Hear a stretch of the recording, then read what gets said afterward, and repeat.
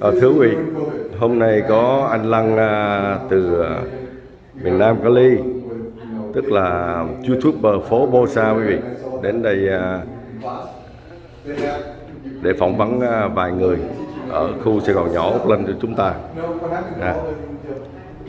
Đây là anh làm truyền thông. Em ra quà đây quý vị. Em ra ngoài đây.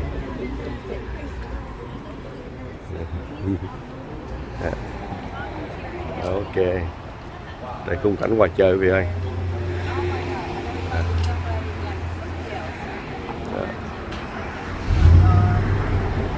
Hiện giờ đang đợi địa chỉ 607 đường East 12, tức là văn phòng của sinh hoạt cộng đồng ở đây.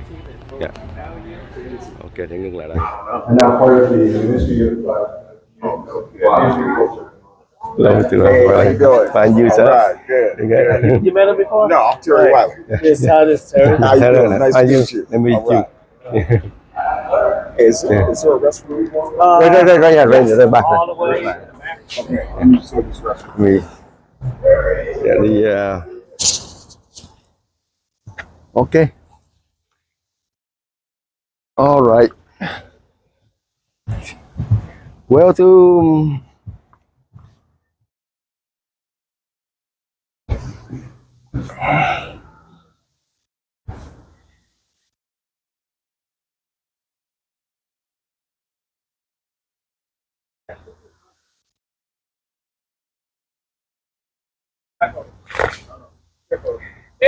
hello, how are you? Welcome to Little Saigon, Oakland.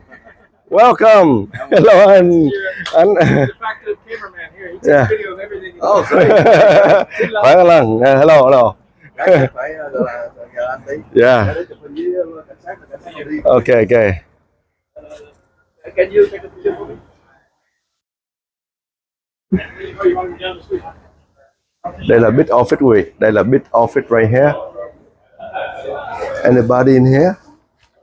Oh. Hello. How you doing? Hello.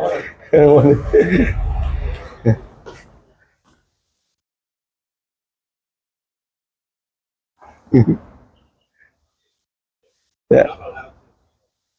Oh, that's what you have. Để đi. Hôm nay là anh Lăng, một phóng viên từ phố Bosa đến khu Sài Gòn nhỏ.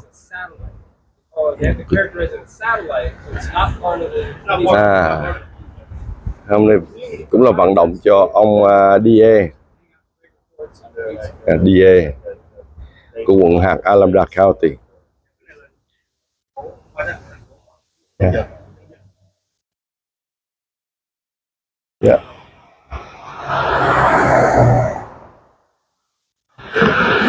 I'm jaywalking.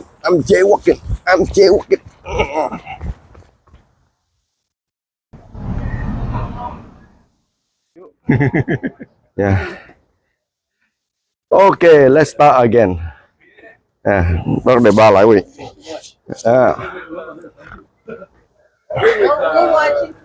Công nhận hôm nay đủ đứa phóng viên quý vị ơi. Anh này cũng là professional nè. Bà này là vợ của cậu Ken Hilton. This is Ken Hilton boss. Big boss. Ken Hilton is the son-in-law, but she is the law of the house. Calling the people's mayor. Yes. Oh, I haven't seen all the office.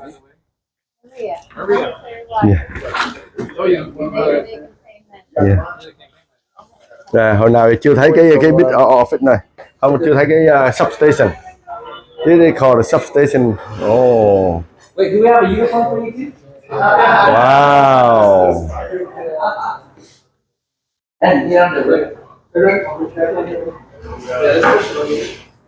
Đây là substation quý vị.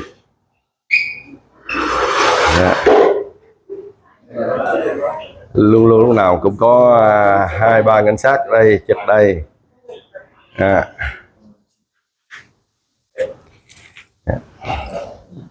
All right. The last time I walked in, Lê Trần Nguyễn. À. Yeah. Cảnh sát Việt Nam đi ha. No, no, no. All right.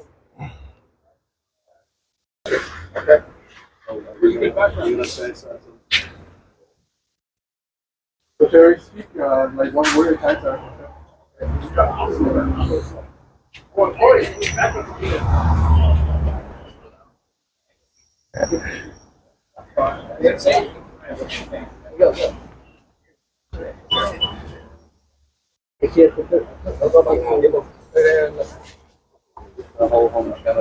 Cầm cho anh nha.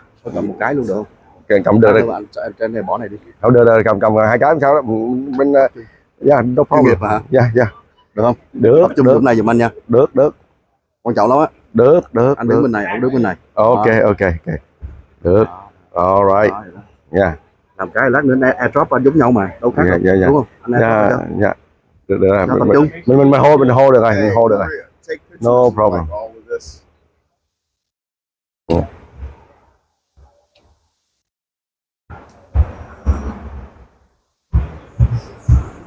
Mình có cây bỏ văn phòng hồi nãy không xách đi, có cây cầm luôn á. Không có cây luôn.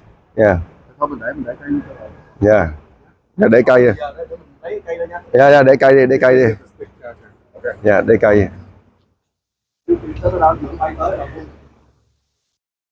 Yeah. Yeah. Hôm nay chuẩn bị phỏng vấn quý vị. Đây. Tập thể luôn nào có quan sát hết. Oh wow. Hôm nay chính thức khu vực Saigon nhỏ hôm nay là rất là bình yên nha. Phải nói là giảm rất là nhiều lắm quý vị.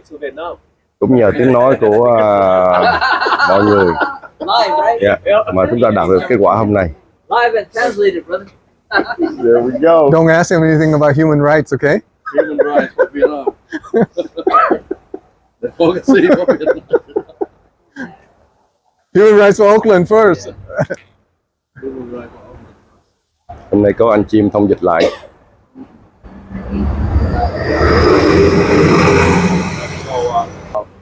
That's okay. I'll make sure we need to get him up this way. You know what? No, I got it. Yeah, I was so scrambled this morning. I walked off without my cards. Everyone did know you You already. just need to know how to spell my name. Oh, well, you know what? She's got You my know the new Samsung phone. Yes. You fit live, you can see the screen in front. The new flip Samsung phone. Oh, wow. You see wherever you actually put there you Oh, so you see yourself and the light. Oh, really? new Samsung phone. Which one is this way? So The four flip. I have the S. Terry Wiley. Yeah, But yeah. I want Yeah, this old. That one you flip out. Yeah. Công tố viên của quận Hạt Alameda. Công tố viên của quận Alameda. Alameda. Vùng Oakland. Rồi mình sẽ hỏi là Alameda nó bao gồm cái gì thì anh trả lời anh. Yeah.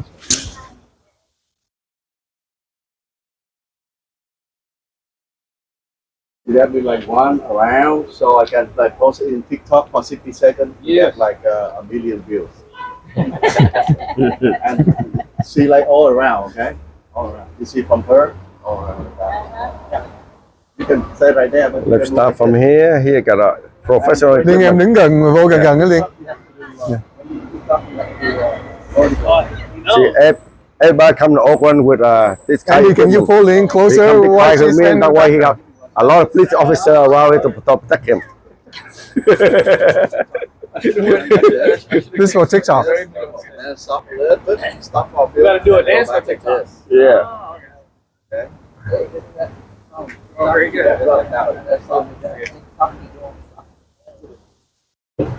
They should have that. I overdid it too much. She just came. That's all. That's it. Yeah. Mainly just The audio is the most important. That's it. Work smarter. 35 bucks.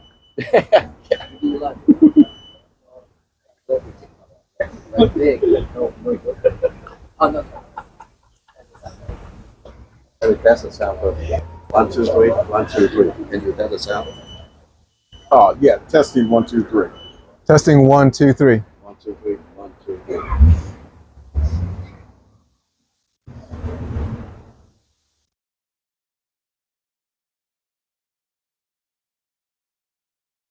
Oh, yeah. Testing 1, 2, 3. There you go. Speak louder, right? Yeah, one louder. Maybe at least No, 2.5 hour test. Oh, see, Yeah. good.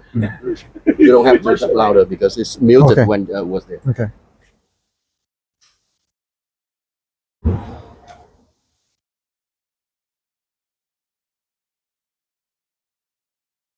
Sorry for the slow setup. Nah, no problem.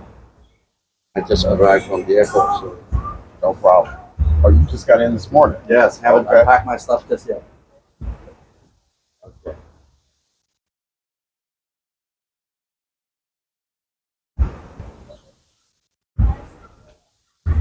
Kính thưa quý vị khán thính giả của chương trình Formosa TV, tôi đang có mặt ở thành phố Oakland, miền Bắc California sau một chuyến bay rất ngắn hơn 1 tiếng đồng hồ mà thôi vào sáng nay. Trong thời gian gần đây trên các phương tiện truyền thông chúng ta nghe rất nhiều những cái vấn đề liên quan tới an ninh ở thành phố Oakland. Tất nhiên có nhiều nơi khác nữa nhưng thành phố Oakland trong thời gian qua nghe rất nhiều, đặc biệt là ngay khu vực mà tôi đến đây, đó là khu vực Little Saigon của Oakland, nơi có rất nhiều cơ sở thương mại của người Việt ở đây. Người ta nghe tới những vụ cướp, bắn, giết rất thương tâm, và từ đó các doanh nhân ở Little Saigon đã lên tiếng rất nhiều. Trong vài tháng gần đây thì tình hình nó cũng đã đỡ đi nhiều. Hôm nay tôi rất hân hạnh sẽ nói chuyện với ông Terry Wiley, là một người đang tranh cử vào chức vụ công tố viên, là một chức vụ có thể nói là sẽ ảnh hưởng rất nhiều vào cái vấn đề liên quan tới vấn đề an ninh an toàn cho khu vực này. Ông tranh vào chức vụ công tố viên của quận hạt Alameda, trong đó có bao gồm thành phố Oakland. Thank you very much for talking with us today. I'm gonna speak in Vietnamese, and Jim. Jim gonna translate for us. Okay. First, could you tell a little bit about yourself, please? Hello, everyone. My name is Terry Wiley, and I'm the Chief Assistant District Attorney with the Alameda County District Attorney's Office. And, you know, in Alameda County, our biggest city is the city of Oakland. Tôi là Terry Wiley, tôi là phụ tá công tố viên cho quận hạt Alameda, và thành phố Oakland là thành phố lớn nhất trong quận hạt Alameda. And I'm running to be the next District Attorney of Alameda County. Và tôi đang ra ứng cử của làm công tố viên cho quận hạt Alameda. I've been with the District Attorney's Office for 32 years, so I bring a lot of experience. Tôi đã làm việc với quận hạt quận hạt Alameda rất là nhiều năm. And what I want to do is be a voice for change so that communities like Little Saigon are a lot safer in the future than they are today. Và cái ý tưởng và cái động cơ mạnh nhất của tôi là tôi muốn làm một công tố viên và đại diện cho Little Saigon để đem đến những cái an toàn tốt nhất cho Little Saigon. And it's important that the next District Attorney of Alameda County have experience. As I said, I've got 32 years experience. I've held 21 different positions in the District Attorney's Office. Và rất là quan trọng là trong cái kinh nghiệm của tôi làm trong 32 năm thì tôi sẽ đem những cái kinh nghiệm đó để đem lại những thay đổi cho thành phố Oakland và Little Saigon. You said you want to bring change, make it safer for Little Saigon. Can you describe the problem that Little Saigon is facing right now, especially a few months back there when it's go a lot on the news? So You know, when I decided to run for district attorney, one of the first places I came and took a tour of is Little Saigon. Khi mà tôi quyết định ra ứng cử làm công tố viên cho quận hạt Alameda, thì cái chỗ đầu tiên, cái nơi đầu tiên mà tôi đến thăm viếng là Little Saigon.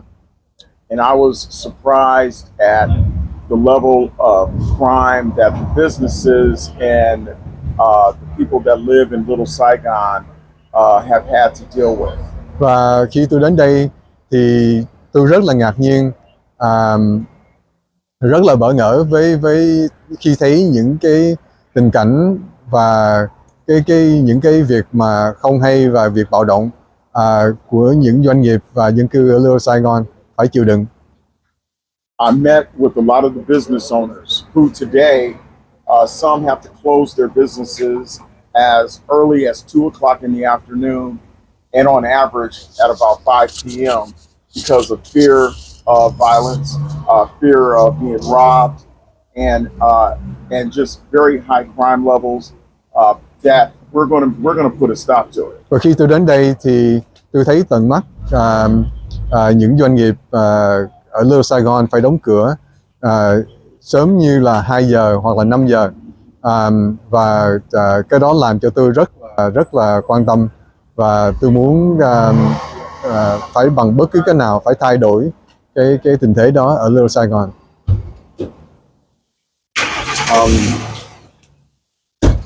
So what can you do to change that situation? Ông có thể làm gì để mà có thể thay đổi tình huống như vậy?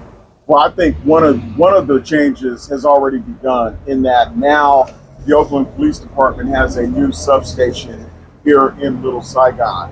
So there's a much greater police presence in Little Saigon. And in speaking with a lot of the business owners and the people who live in the community, people are beginning to feel a lot more safe than they did 4 months ago. Trong một thời gian ngắn, trong vòng 4 tháng mà tôi thấy tình hình đã biến đổi tốt hơn.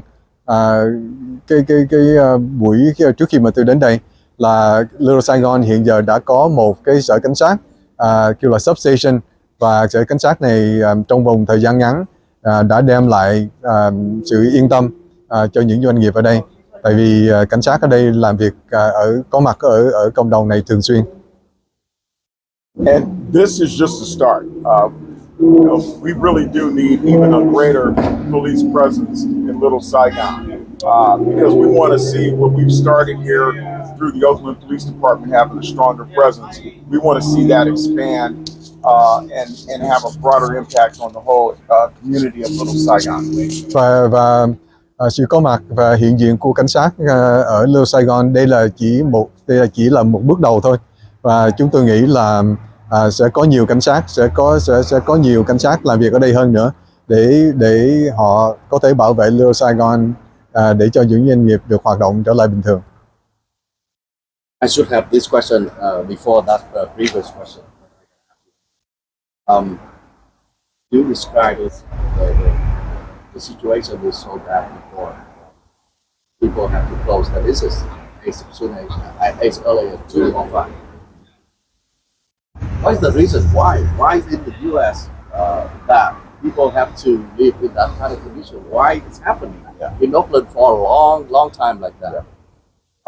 That's a great question. I think that when you look at the crime situation in Oakland, and you look at what folks have had to deal with over the years, well, that's why I'm going to be a new voice. I'm going to be a new voice in that what we've had to tolerate in the past, we are not going to continue to tolerate the crime levels, and we're going to do something about it. We're going to continue to demand that the Oakland Police Department hire more police officers to police this city. Right now, we have about 620 police officers. And to really properly police this city, you need at least 1,000 police officers. Thưa anh, rất là cảm ơn anh đã hỏi câu hỏi đó, và tôi sẽ trả lời như vậy là những cái việc bạo động mà các anh đã thấy thì nó liên hệ đến cái chuyện là thành phố Oakland không đủ cảnh sát để họ làm việc và họ kiểm soát những cái khu mà phá hoại và bạo động. cảnh sát hiện giờ Oakland họ chỉ có 620, khoảng chừng 620 người thôi, thì ở một cái thành phố như vậy họ phải cần cả trên 1.000 người cảnh sát để làm việc, và mới có đủ sức, thành phố Oakland mới có đủ sức để chống lại những cái chuyện bạo động trong thành phố của họ. You mentioned about the one of the reason was tolerance. What is exactly the tolerance that you're talking about? Are you meaning about the catch and release policy that been like criticized a lot by people, or what kind of tolerance that come to this situation? Well, the tolerance I'm talking about is that I've been with the district attorney's office for 32 years. And in all 32 years, the Oakland Police Department has been understaffed. They've never had enough police officers to properly police the city. And it's time that the city of Oakland, the mayor, and the city council put a higher priority on crime and stopping crime. And that's what I mean by the high crime levels have been tolerated, because they have not put a higher priority on properly funding and resourcing the police department. Vì thành phố Oakland trong thời gian tôi làm việc 32 năm ở quận hạt Santa Clara và ở quận hạt Alameda và Oakland, thì thành phố Oakland, nhất là ở phần bên lãnh đạo của bên thị trưởng và nghị viên thành phố, họ không coi cái chuyện quan trọng, họ không có đặt cái chuyện quan trọng trong cái việc mà chống lại bạo động, tại vì họ không có đủ ngân sách cho cảnh sát. Và tôi nghĩ là chuyện quan trọng nhất mà tôi phải làm là vận động để cho chúng tôi có thêm ngân sách để thành phố Oakland có đủ cảnh sát để làm việc và kiểm soát việc bạo động ở đây. And I'll give you one other example of how there's a lot of government waste in the city of Oakland. The auditor's office just did an audit of the $69 million that the city of Oakland invested in dealing with the homeless problem. And they found that for the $69 million, they found that the city of Oakland did nothing to improve the homeless situation after spending $69 million. Và tôi nói That's thêm, just a lot of government waste. và tôi nói thêm nữa là về vấn đề thất thoát ngân sách, ví dụ như việc 69 triệu mà thành phố Oakland đã chia ra để giải quyết vấn đề vô gia cư ở đây, thì theo tôi biết là không kiểm soát được và cũng không biết cái kết quả của cái số tiền 69 triệu đã đạt được kết quả gì, và tôi thấy chuyện đó rất là bất công cho thành phố Oakland. So as I understand, one of your solutions is put more police on the street. Besides that, is there anything else like what you're going to do with the criminal that you catch? Does anything improving from this situation? So there's a couple of things that we're planning to do. One, let me say that the crime rates in Oakland are unacceptable. Right now, we're on pace to have nearly 130 murders for the year. And that's unacceptable when we have 14 cities in Alameda County, and the next closest to Oakland is the city of Hayward, which only has 6 homicides. Theo tôi, chuyện mà tôi không chấp nhận được là thành phố Oakland năm nay đã có 130 vụ giết người, trong khi một thành phố kế cạnh Hayward chỉ có 6 vụ giết người thôi. Thì chuyện đó là cần phải giải quyết rất là gấp. So what we're planning is we are going to create a new unit inside the district attorney's office where we're going to have 8 prosecutors that are dedicated to dealing with the individuals that are committing the murders, the robberies, and carjackings. Một trong những cái việc mà văn phòng công tố của tôi là phải bắt buộc phải làm là lập ra một cái văn phòng chuyên theo dõi và điều tra vụ giết người, vụ cướp bóc và vụ cướp xe. Và cái người công tố viên đó là phải là một cái người đóng vai trò là phụ trách về cái văn phòng đó. because it is the violent crime that has so many people in the city of Oakland who feel less safe today than they did just 2 years ago. Chúng tôi phải giải quyết những cái việc bạo động như vậy để đem lại sự yên tâm cho người dân ở thành phố Oakland và Little Saigon. Back to Little Saigon, where we are standing right now, right here. Even if I just arrived and I only talked to a few people here, they are very happy that the situation kind of improved after there is the police station here. My question is this going to be a permanent improvement, or is it going to be back to previous situation after all of the election finished? Well, one thing that I'm going to promise the citizens of Oakland is that I'm not just here because I'm running in a political campaign. I have people in the Vietnamese community that I know, love, and care about. And I know that they care about this community. So I'm going to be here. And I'm going to always be a voice that if there is some pullback, all they have to do is come talk to me, and I will be a loud voice to make sure that there's always a strong police presence in this community, and that if there are any problems, I'll be my door is always going to be open to Little Saigon and everyone in this community. Thưa ông, vấn đề như ông vừa nói là theo tôi thấy là Little Saigon sẽ tiếp tục chuyển biến và mọi việc sẽ tốt hơn như hồi xưa, và cái cửa của văn phòng tôi lúc nào cũng sẽ mở để cho doanh nghiệp và dân cư ở Little Saigon có thể làm việc và liên hệ với chúng tôi bất cứ lúc nào. Và tôi nghĩ là sẽ không có cái chuyện mà trở lại như xưa, tại vì tôi là công tố viên và tôi sẽ tiếp tục bảo vệ Little Saigon trong những năm tới đây. As I understand, the situation improved right after a lot of Vietnamese business here speak up and talk to people that have the power, and also talk to press. Yeah. Could they continue to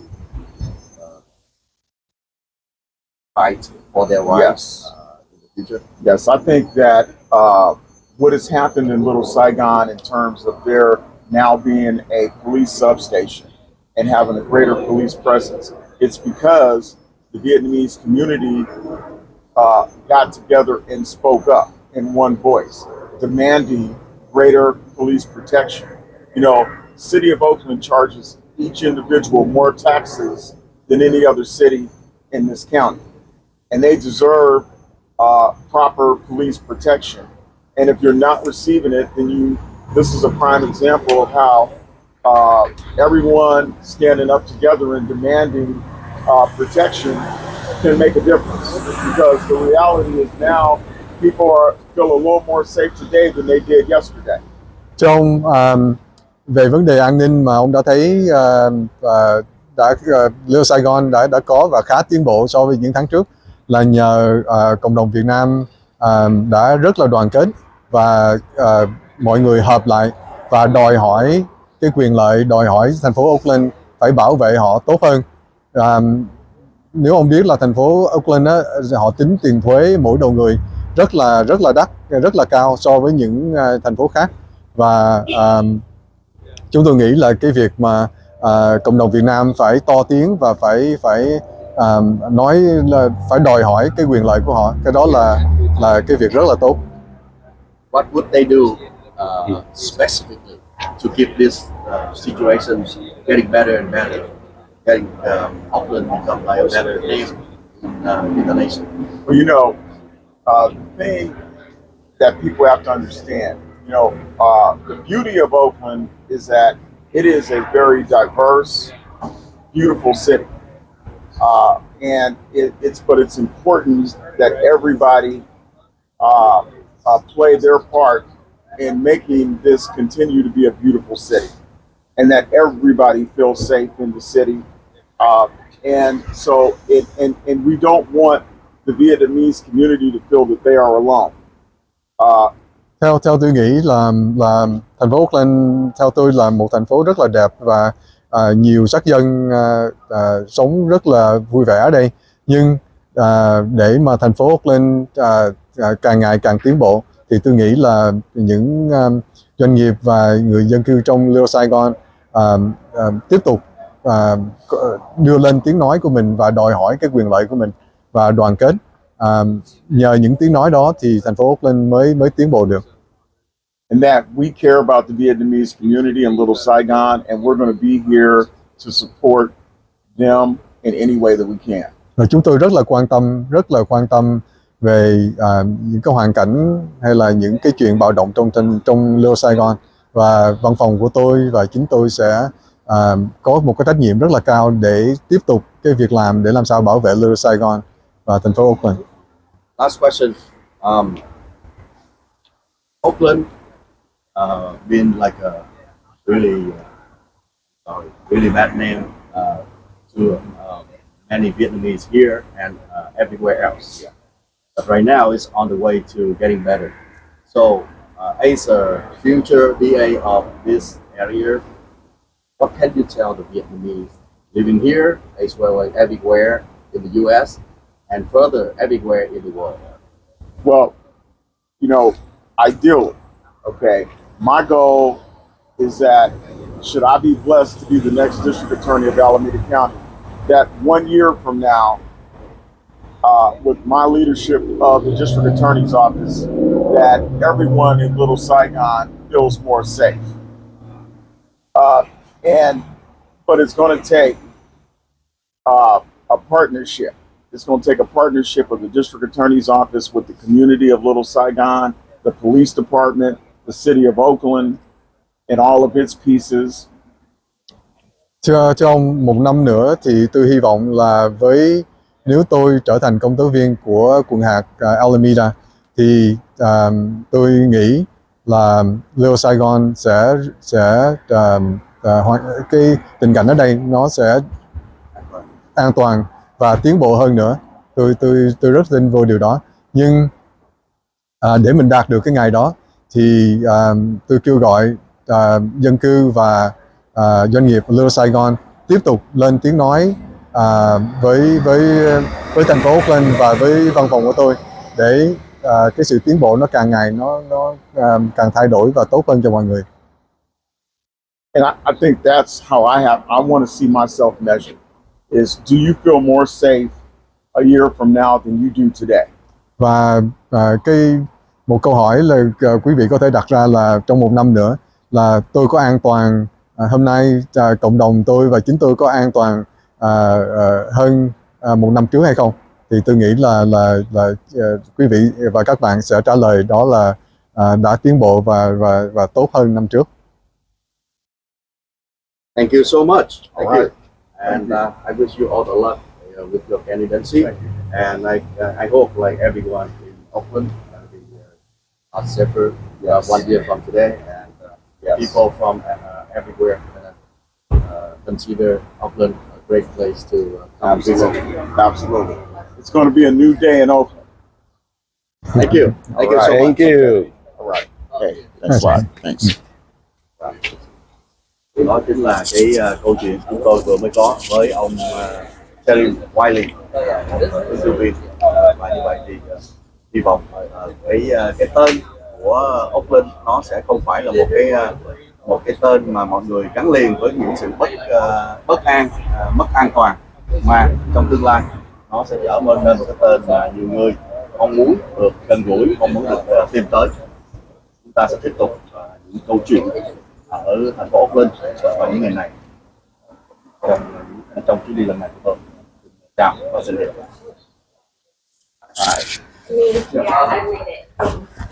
Quý vị, hôm nay tới buổi rally cho ông Terry Wiley, DA của hello chị phải gì nghe không? Yeah. Hôm nay đi rải hôm đó có gái Dạ, con gái đưa đi học nha. Đúng không, hôm nay đưa con gái đi phải ở nhà nè. Hello. Ken Hilton, he's your boss here. That's your big boss there. Better listen to your boss, okay? Yeah. Hello everyone. Hello. Yeah. Hello anh. Wow. Yeah.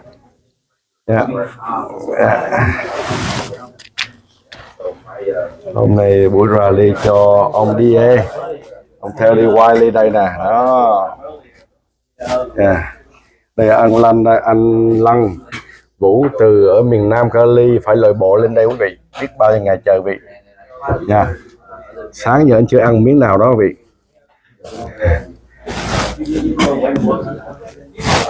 Yeah. Giờ thì mình ngưng đây. Hello. How you doing? He bring every equipment. This is Oakland, different, okay? Yeah.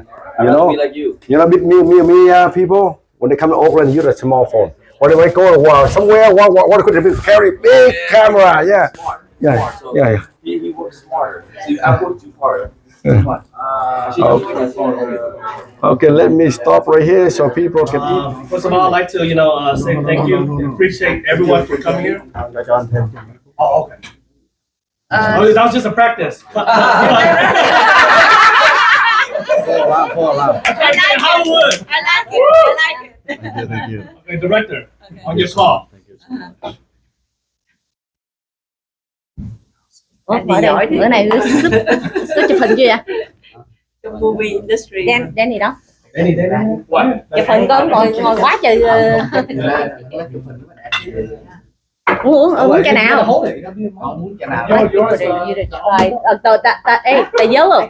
The yellow is good. I like the yellow. Right? I'm taking all this. I know. Oh, you want me to try? I'm gonna try it. I mean, have you tried this? Okay. Cái nào? Oh, he's gonna warm it up for you. The yellow one. Oh, okay. Each order, so we have good photos. Yeah. Yep. I like that. Yeah, working in Lido, Saigon area. So you have to right?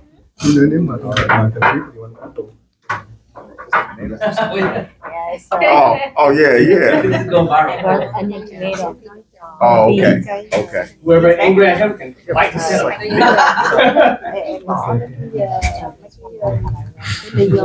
I like it. He said these two are good to drink cold. Really? Yeah. He said these two are good to drink cold. Go on that, bro. Không có. Oh, yeah.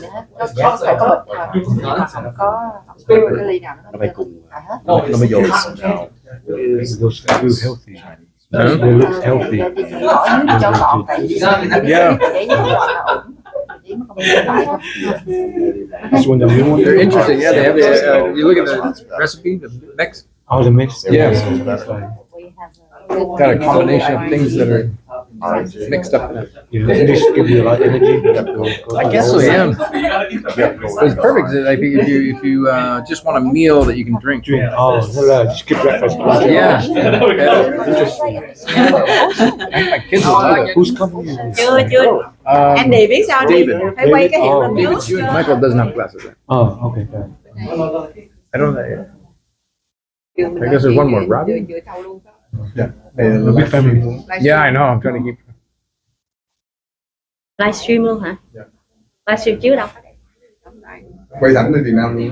Vậy hả? Christina không nói sai được. Đâu đó. Ông là mình dạy ông nói. Khỏi về Việt Nam luôn.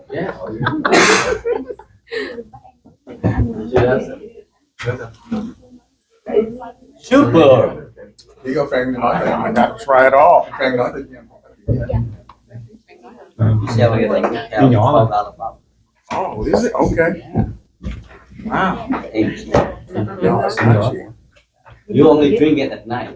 More energy for the next 3 weeks. That's good. Slogan. Every S Oh, you like it? super. And it's got some, it's like spicy too. Yeah. Yeah. Huh? Oh, And then see that expression? it's good. Face expression? It's good. Then go to TikTok. Right, it's good. Oh, yes, it's very good. Rồi, chắc phải này để qua bển Để ha. bển đi. Để bển thì con tự gì để cho phỏng vấn không hả con? Yeah. good? Wait, I'm gonna take those on. Seriously, man, it's good. Thank you. It's just like you advertise for the soup. Yeah. That's my water. It's One good. bottle of wine. Man, it's good. Hey, you try this later too. This is with you, but so when you warm up. Oh, you want to try different flavor? We got chocolate, we got vanilla, ice. With the mic, And we he got, got a mic. Ice baby. I'll do it. You mic one day. I'm trying. picking up? Hả? So you do a layup? Yeah. I got it right now. Working. Oh, instead of saying good, later you try wireless the back to other that? one. You should say All right. super. What? Yeah. That's why you Super say good. milky. Oh, this is okay. All right. Ai chậm chạp. Oh man, this is Ngay good. tại của Oakland. Cụ thể nữa là ngay tại văn phòng CWS California Waste Solution với chúng ta sẽ có một cái liên quan tới một ứng viên sẽ cùng hãng Alameda, trong đó có bao gồm Oakland ở đây rất nhiều những câu chuyện an ninh an toàn của người dân từ Saigon, Oakland, Dallas.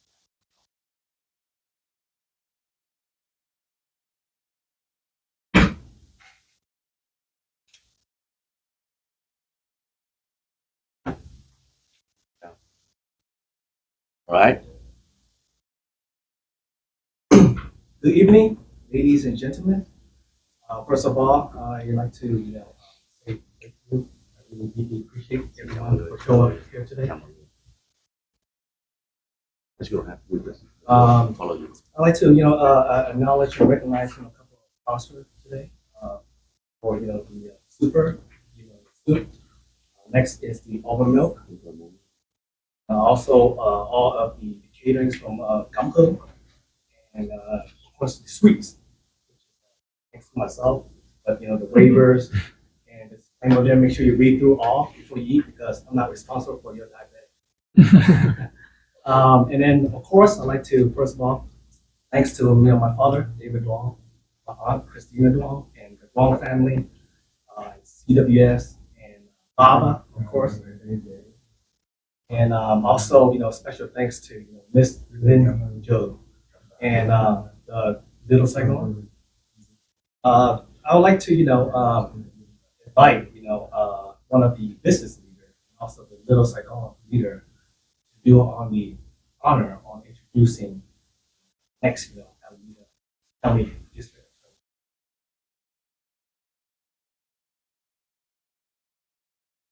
You have to make sure you get a good view of him because if you're just hearing his voice only, he does sound like President Barack Obama. All right. Therefore, Mr. Jim, please come up and do the honor.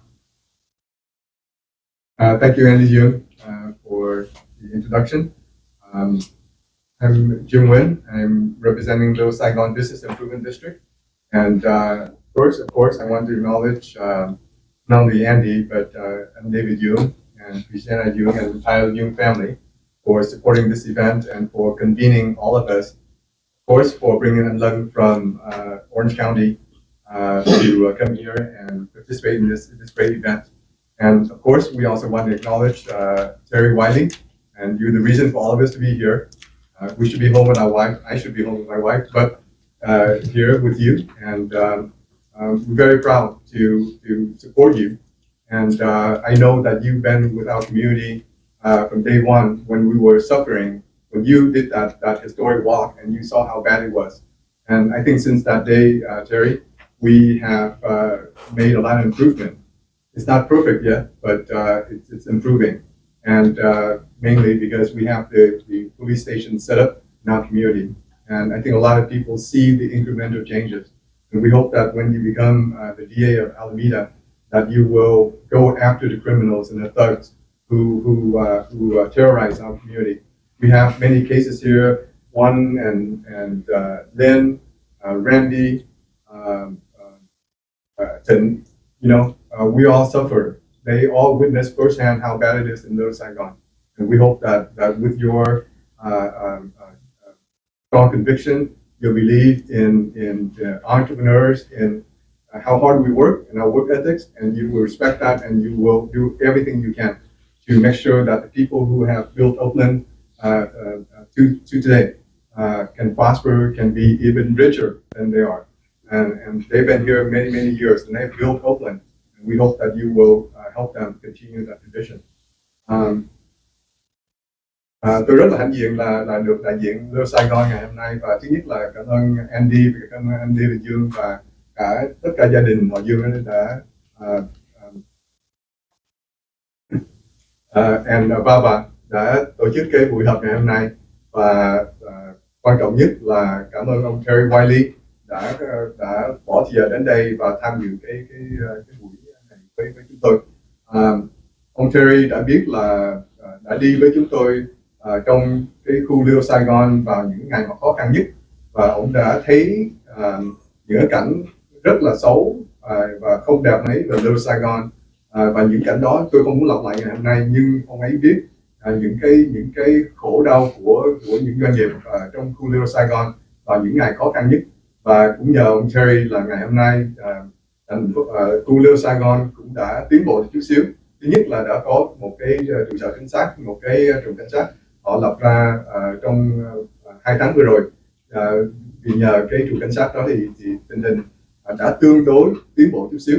Thì chúng tôi nghĩ là khi ông Terry và yêu cầu ông Terry, khi ông ấy trở thành công tố viên của hạt Alameda, thì hy vọng là ông ấy sẽ rất là có một bàn tay sắt để mà đối phó, để mà đi chống lại những kẻ mà bạo động trong khu Little Saigon và thành phố Oakland. Và chúng tôi hy vọng là ông ấy sẽ hiểu chúng tôi và giúp cho những doanh nghiệp chúng tôi là càng ngày càng không những làm việc trong khu Little Saigon an ninh, nhưng chúng tôi muốn là làm mở cửa trễ hơn, tạo ra nhiều cơ hội làm ăn hơn cho chúng tôi và gia đình chúng tôi ở khu Little Saigon.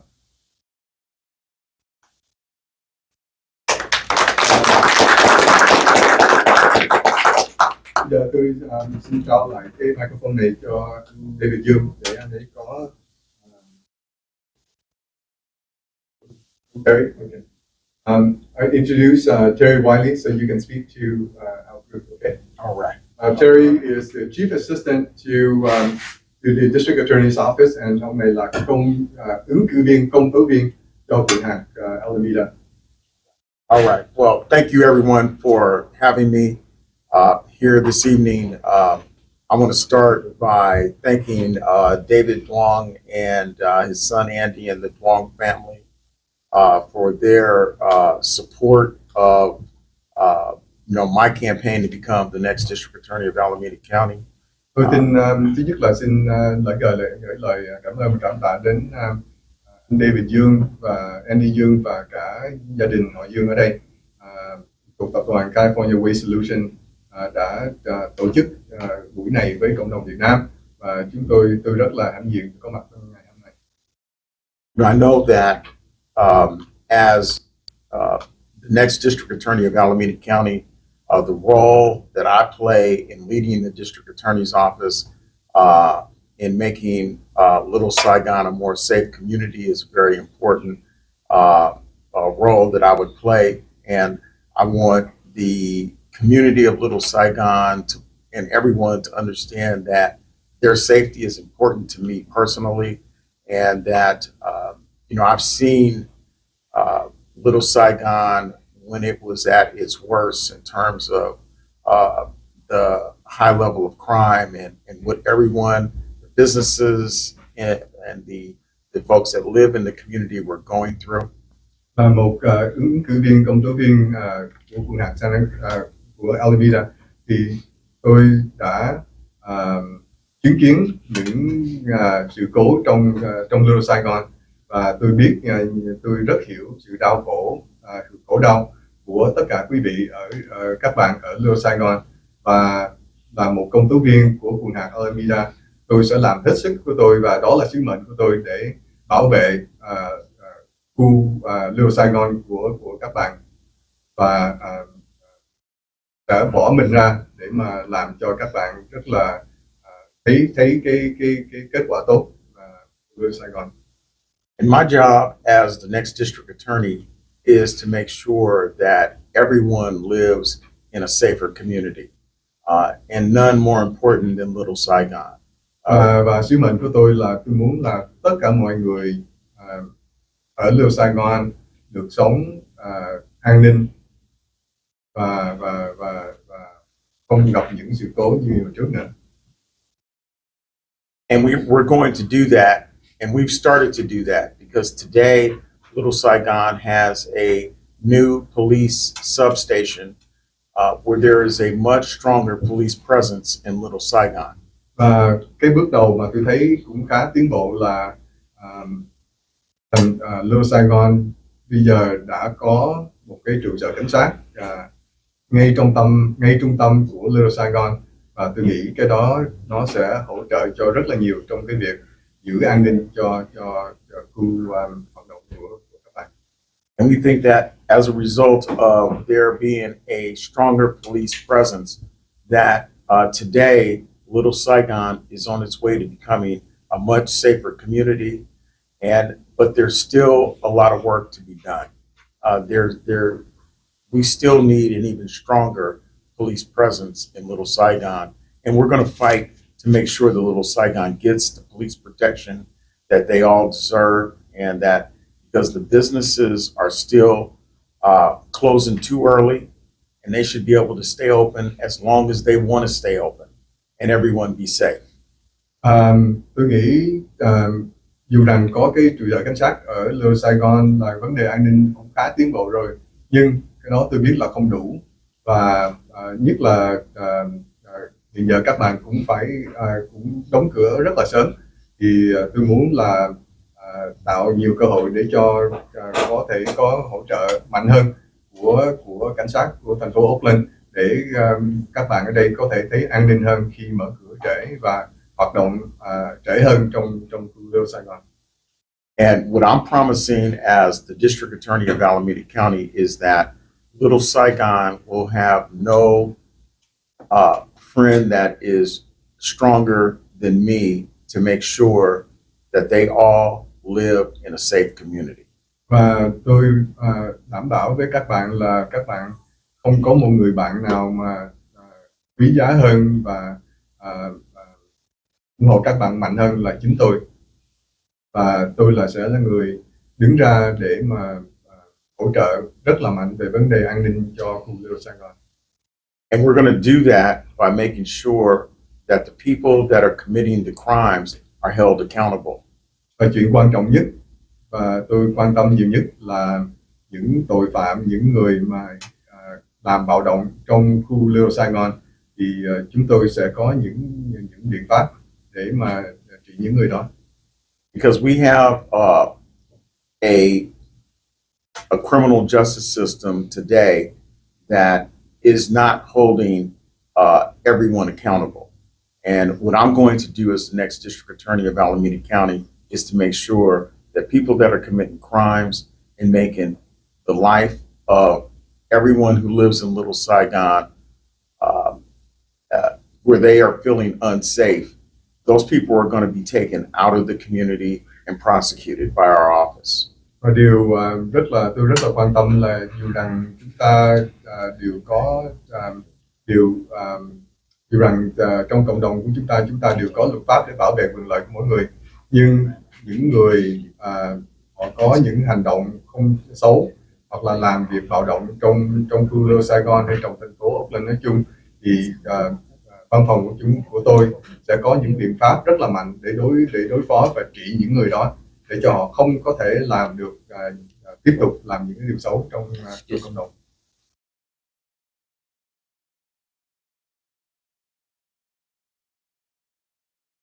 And so I'm willing to take any questions that anyone has, but let me be very clear that when I'm the next district attorney of Alameda County, my door is always going to be open to everyone in Little Saigon who has a problem, and we'll be there to support the community and the businesses of Little Saigon. Tôi đảm bảo với các bạn là khi tôi làm công tố viên của quận hạt Alameda, cửa của văn phòng của tôi sẽ luôn được mở để các bạn nếu có những quan tâm hoặc cần có những câu hỏi hoặc là tìm đến văn phòng của tôi bất cứ chuyện gì, cửa tôi sẽ mở để cho các bạn luôn tìm được đến tôi.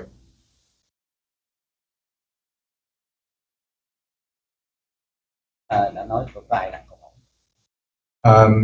Hiện giờ ở đây có ai có câu hỏi gì thì cho ông Terry. Để cho tôi đặt câu hỏi trước tiên là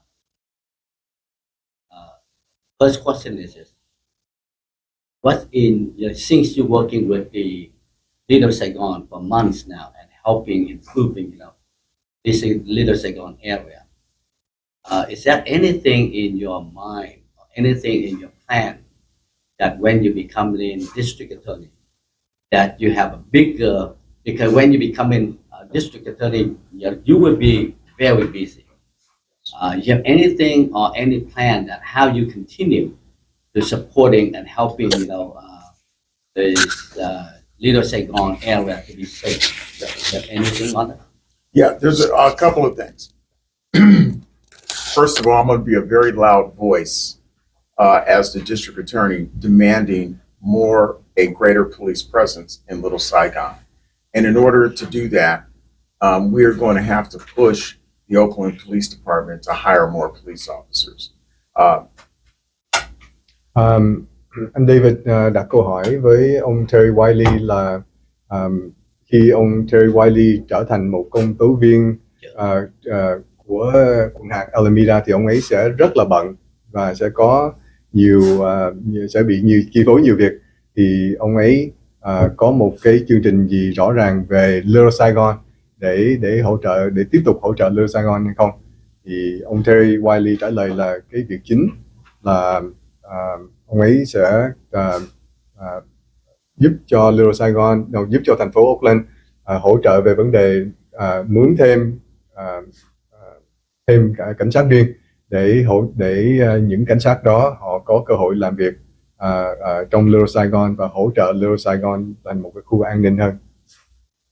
But it's also going to be the job of my office to make sure that when people that are committing crimes are arrested, that they're held accountable by the district attorney's office.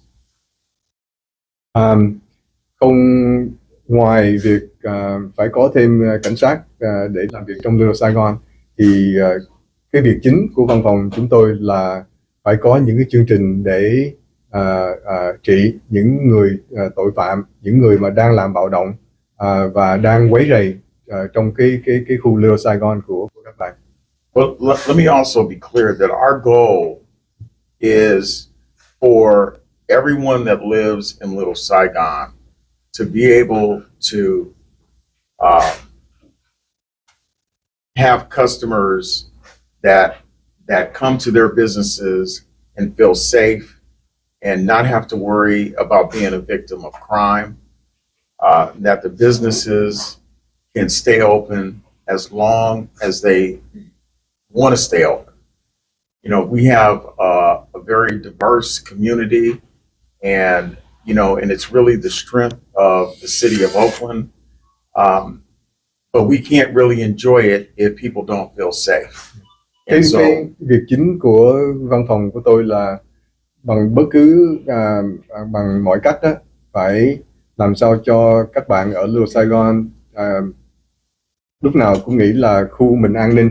Tại sao phải an ninh? An ninh vì các bạn có khách từ mọi nơi tới và mình muốn khách của Little Saigon và chính các bạn có thể mở cửa trễ, mở cửa sớm, không vấn đề trong cái việc vấn đề safety, vấn đề an ninh nữa, và làm bằng mọi cách để cho những cái thành phần mà muốn quấy rầy, phá phách nó không làm được việc đó trong Little Saigon. I have a question. Yes. Question from Formosa TV from Southern California. I have a few hours walking the Little Saigon, Oakland this morning, and talked to a few businesses. One of the things that people concerned is culturally, the Vietnamese community is not involved much into the process. And when you answer my question this morning, you said this is the effort, like need the cooperation from different sides. So do you have any plans to really get the people involved actively more into the plan that make Little Saigon a safer place to live and do business? Yes, great question. I do have a plan, and and actually, I was discussing the plan here with David Duong this evening. When I become the district attorney of Alameda County, one of the things I'm planning on doing is starting an anti-crime Asian commission, where I'm going to bring leaders from the Asian community and form a commission that focuses on fighting crime in Asian communities. And I will have leaders like David Duong and other leaders in the Asian community form a commission that I will meet with once every quarter. So once every 4 months we will meet, and they will meet once a month, and they will discuss the problems they may be having in their particular community. And then there will be a high-ranking member of my office that attends all of their meetings. And they will then meet with me once a quarter, and we will discuss any issues that need to be discussed. And we're going to address any crime issues that they may be experiencing. And that way the community can become much more involved in the process. Một trong những việc mà tôi sẽ làm khi tôi trở thành công tố viên của quận hạt Alameda là tôi sẽ lập ra một cái hội đồng kêu là Anti-Crime Commission. Cái hội đồng này thì sẽ hợp với văn phòng chúng tôi ít nhất là 1 tháng một lần, và chính tôi sẽ hợp với cái hội đồng này cứ 3 tháng tôi sẽ hợp với họ. Và cái vai trò của cái hội đồng này là theo dõi và truyền lại cho văn phòng chúng tôi những cái việc bạo động, những việc phá phách mà cộng đồng quý vị quan tâm. Và những người trong hội đồng này sẽ là những người lãnh đạo cộng đồng, như là anh David Dương sẽ có mặt trên hội đồng đó, và trên hội đồng đó, và những người lãnh đạo khác để phát biểu và đóng góp cái ý kiến của họ để phản ánh lại những cái việc không hay trong cộng đồng của họ để cho văn phòng tôi biết được. And this commission will not only address issues that specific communities like Little Saigon are having, but also, we've all seen a rise in anti-Asian hate crimes. And we'll also be addressing any anti-Asian hate crimes that may be occurring in the community, and making sure that we're responsive to those crimes. Hiện giờ thì theo các bạn thấy thì có những cái sự kiện rất là xấu, nhất là về vấn đề kỳ thị người Á Đông, thì chúng tôi rất là quan tâm về những sự kiện đó, và cái hội đồng đó là sẽ một trong những cái việc chính của họ là theo dõi và phản ánh lại cho văn phòng chúng tôi biết những cái việc xấu đó, để cho chúng tôi có thể điều tra và giải quyết những vấn đề đó. Terry, I have a question. Yes. So one of the things that we talk about is having not enough police enforcement, but I think one of the ways for the community to also feel safe is to have representation. Look like there is. So how do you propose a plan to encourage more members from the Asian communities, Vietnamese, Chinese, to apply for jobs in the city, to work with the city, so when they come out to the community, they can represent our community? Well, great question. In the district attorney's office, I'm the director of diversity, equity, and inclusion.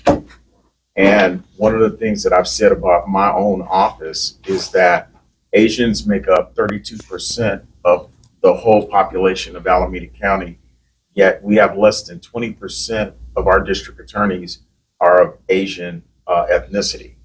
And so one of my goals is to increase the number of Asians in the district attorney's office, because I can't really ask other agencies to increase the number of Asians in their agencies if I'm not doing it in my own. So one of my major goals is to increase the number of Asians in the district attorney's office.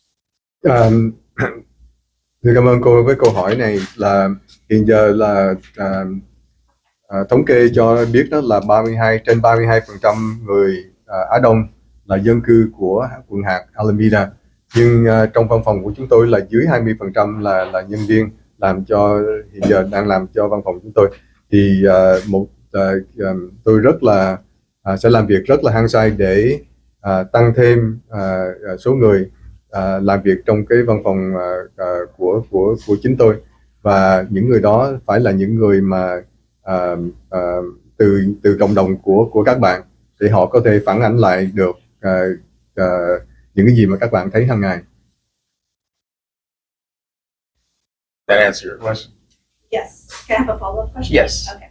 So I don't know if this falls under DA, but how do you propose to plan on cleaning up the city? Right. One of the things that you said in a previous interview, I believe, there's 134 homicides within 2021, which is the highest in a decade.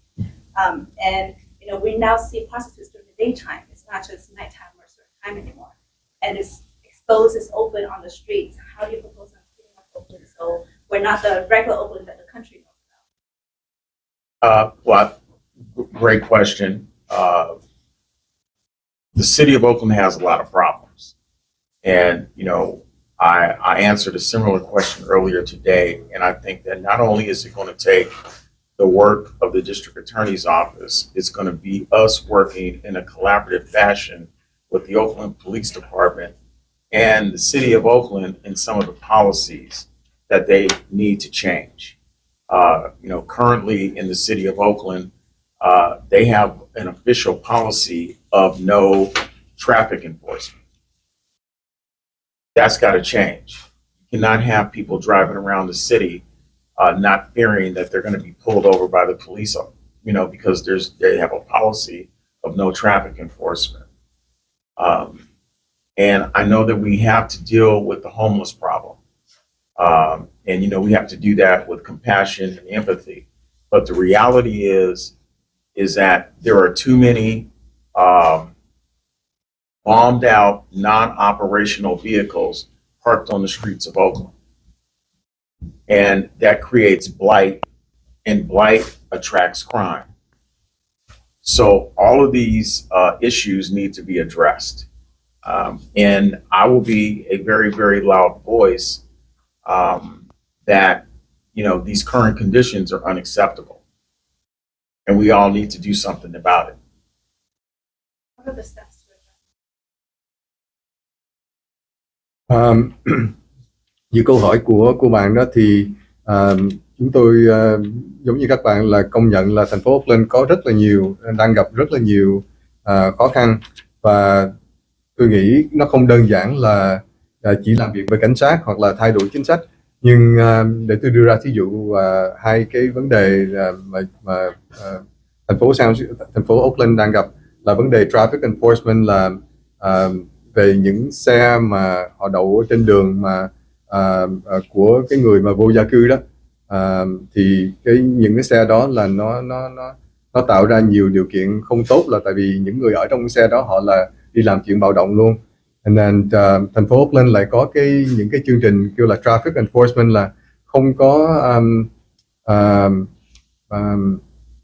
có những cái luật rõ ràng để mà buộc tội những cái người mà họ lái xe không an toàn trong thành phố Oakland, và cái đó nó tạo ra rất là cái chuyện vấn đề không có an ninh. thì đây là những hai cái việc mà vô gia cư và cái việc lái xe ẩu mà không có hoàn toàn không có một chính sách để bắt họ, thì đây là hai cái condition mà rất là chúng ta phải thay đổi, và tôi sẽ làm việc để mà thay đổi những chính sách đó. And regarding violent crime like murders and those kinds of crimes, what we've identified are about 2,000 individuals that are committing at least 50% of all the violent crime in Oakland. They're committing the murders, the robberies, and carjackings. We are going to create a new unit in the district attorney's office called the Crime Strategies Unit. And this is going to be a unit of 8 district attorneys whose job is to focus on the 2,000 individuals that we know are committing the majority of the violent crime in the city. Hiện giờ đó thì theo thống kê đó là có khoảng chừng 2.000 tội phạm ở 2.000 tội phạm này đang ở thành phố Oakland, và 2.000 tội phạm này đó là trách như là họ đã làm ra 50% cái chuyện bạo động ở trong thành phố Oakland, và tôi sẽ lập ra một cái văn phòng, trong đó có 8 công tố viên là công việc chính của họ là đi bắt và ruồng bắt những 2.000 người đó, 2.000 tội phạm đó, để cho họ không có tiếp tục làm mấy chuyện như là giết người hoặc là cướp xe trong Saigon và trong thành phố Oakland. And we're confident that once this new unit is up and running, you're going to see a dramatic decrease in the amount of violent crime in Oakland. Tôi rất là hy vọng là nếu có cái văn phòng mà có 8 công tố viên đó làm việc sát cánh với nhau, thì tôi nghĩ là những cái việc xấu, những việc bạo động trong thành phố Oakland tạo ra bởi 2.000 người đó, thì tôi nghĩ là chuyện đó sẽ được bớt đi rất nhiều. Tôi hỏi thêm một câu nữa. I have the other question.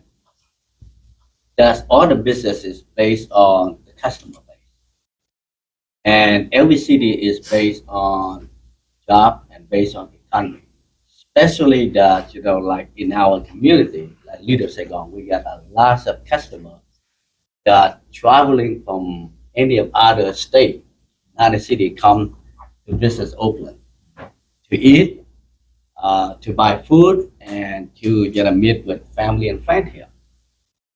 But a lot of crime right now is also is by breaking the window, taking belonging in the car, and they do it just right in the daylight, in front of everybody. Because there's a state law that's coming out that any crime that that happened that less than 900 or 950 will not be prosecuted as criminal. So with that, how the city going to enforce? Wow, based on everybody think that okay, if they just break in the window, taking belonging, as long as it's less than 900, they feel that they are not will be prosecuted. So that's the statewide. But then because we try to improving our Oakland, being a district attorney, what action you're going to take, and how do we prevent those to create a friendly place for other people come in from other state, other area, come and visit us and feel safe here, and then allow your business to open late because there less crime and all. Well, great question, Mr. Tuong. I think that a lot of the crimes that are being committed in terms of the car break-ins, the car thefts, are being done by repeat offenders. Last week, just this past Thursday, I was parked in the downtown area of Oakland, and I went into a restaurant to meet a friend for breakfast. I was in there less than 10 minutes, and we hear an alarm going off in the parking lot. And then the waitress ran up to me and asked, did I have a silver Mercedes, because it had just been vandalized. So I personally have experienced having my car vandalized. So I know what that feels like. And one of the things I'm going to do as a district attorney is, you know, our hands have been tied by the California legislature in that these crimes are now misdemeanors. But it's still important that these repeat offenders be held accountable. And I think it's going to take the district attorney's office having a discussion with the courts and getting the courts to understand that these crimes, that despite there being misdemeanors, are impacting, as Mr. Duong said, this small businesses, customers, family members who can't even come to Oakland to visit their families without worrying about their cars being broken into, the people who live in Oakland that are worried every day that their cars are going to be broken into or stolen. And we've got to do something to stop these crimes from occurring. And the only way to really do that is people are going to have to start being held accountable for their actions. Anh như anh David đặt ra câu hỏi đó là tiểu bang California có một cái luật rất là kỳ lạ là những cái người mà khi mà họ cướp hoặc là họ ăn cắp đồ đó, thì nếu mà họ lấy những cái đồ mà giá trị dưới 950 đô đó thì gần như là họ được thả ra, họ không có bị buộc tội hay gì hết. Thì cái chuyện đó là rất là kỳ lạ, vì như chúng ta ở đây mỗi người đều có bạn bè, có nhiều người khách từ mọi nơi tới, và khi họ tới đây thì xe của họ bị phá, họ bị mất vali, họ bị mất đồ, thì chúng tôi thấy cái chuyện đó rất là bất công, là họ bị mất tài sản cái kiểu đó.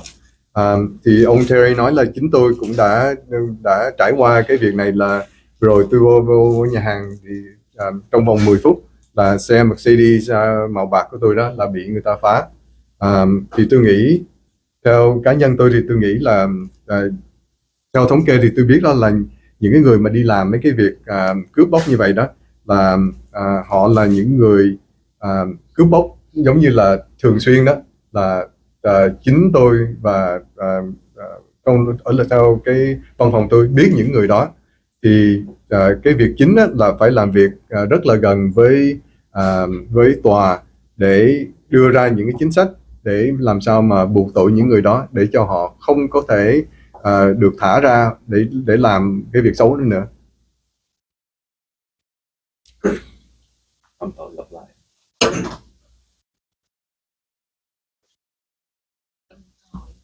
Có tiếng tiếng Việt ha. Chào người xem lại TV Vô Xa. Kính chào anh Châu Bình, kính chào anh David Dương, Wiley, các bạn ở trong phòng này. Tôi có câu hỏi về vấn đề giống như những người mà tội phạm Oakland rất là nhiều á, thì ví dụ như những người đó làm phạm tội thì cái luật của của cảnh sát á, bắt những người giữ trong vòng 1-2-3 ngày thả ra, thì họ tiếp tục sẽ làm những cái tội phạm nữa. Thì nếu mà ông Wiley Terry lên làm công tố viên của anh, thì ông có cách nào để xử những người đó mà không còn tái phạm nữa lần thứ hai? Mỗi khi tôi kêu cảnh sát á, thì tới bắt xong là thả ra, chuyện đó là vô lý, nó vẫn tiếp tục như vậy hoài. Thì cái luật của ông ra có thể giúp được những người thương gia nhỏ giống như chẳng hạn như tôi. Thường ngày thì họ ăn cắp ở mấy trăm đô, 200-300 đô, gọi cảnh sát không bao giờ tới. Tự tôi take care mà tôi không thể nào làm được, những người đó rất là bạo động. Nhưng mà họ nếu mà bắt được thì trong vòng 1-2 tiếng đồng hồ thả ra. Chẳng hạn tôi bị một người đó hôm đấy tấn công tôi bằng xe, phủi vô cửa hàng của tôi, rồi xong rồi họ đốt cháy ngoài đường, họ hăm dọa đốt tôi luôn.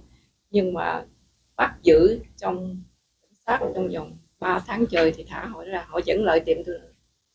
Thì nếu mà ông Wiley ông sẽ là một công tố viên tới đây thì ông có cái phương pháp nào để giúp cho những người thường giống như tôi? Terry, as a supermarket owner, I have experienced many instances where people go in to my shop and steal a few $100s worth and just left. I also experienced situation where, you know, they threaten me, they attack my business by ramming their truck into the premise of my supermarket, but also commit arson. They burn stuff, you know, right in front of my store that threaten my safety. And so one of my biggest concern is, and I've seen this, is that the people who commit the crime, so like 2-3 days later, I see them on the street again. And so even the police capture them, I see them repeating. And I feel personally threatened when I see those same people out on the street, because the police did their job, but why are they on the street again? And so I want to know, as a DA, what do we do so that it will stop that kind of action?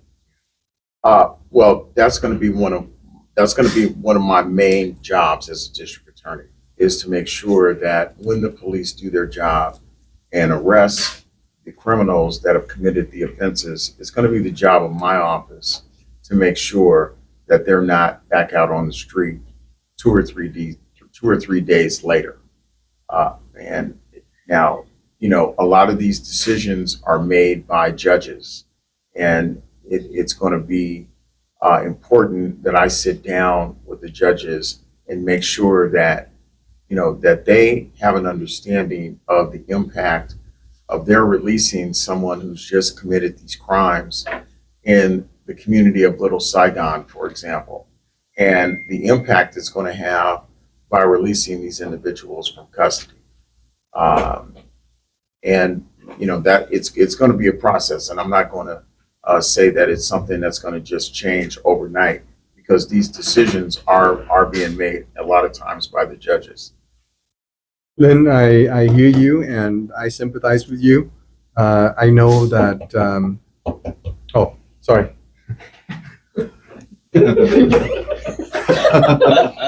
Sorry.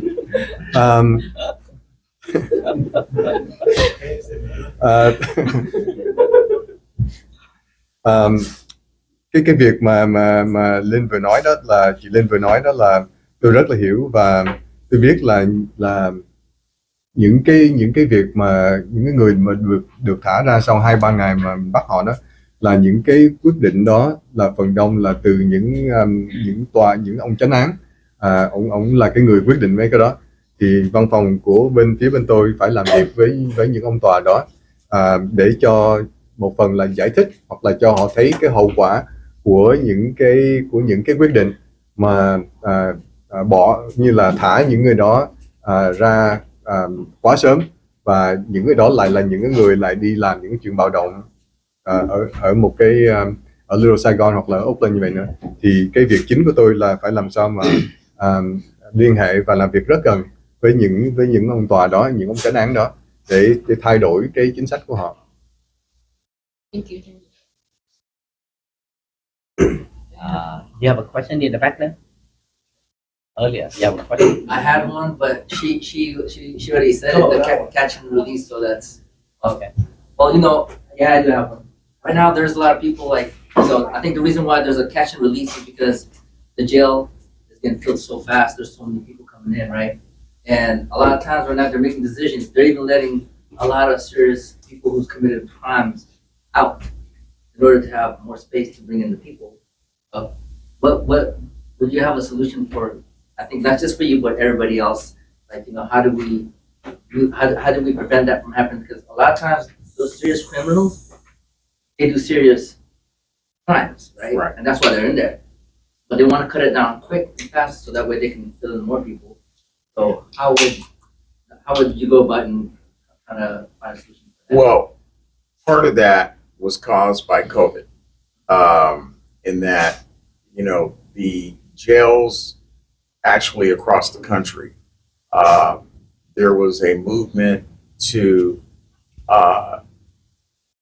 because there was no, at the time when COVID first hit, there wasn't any vaccination for it.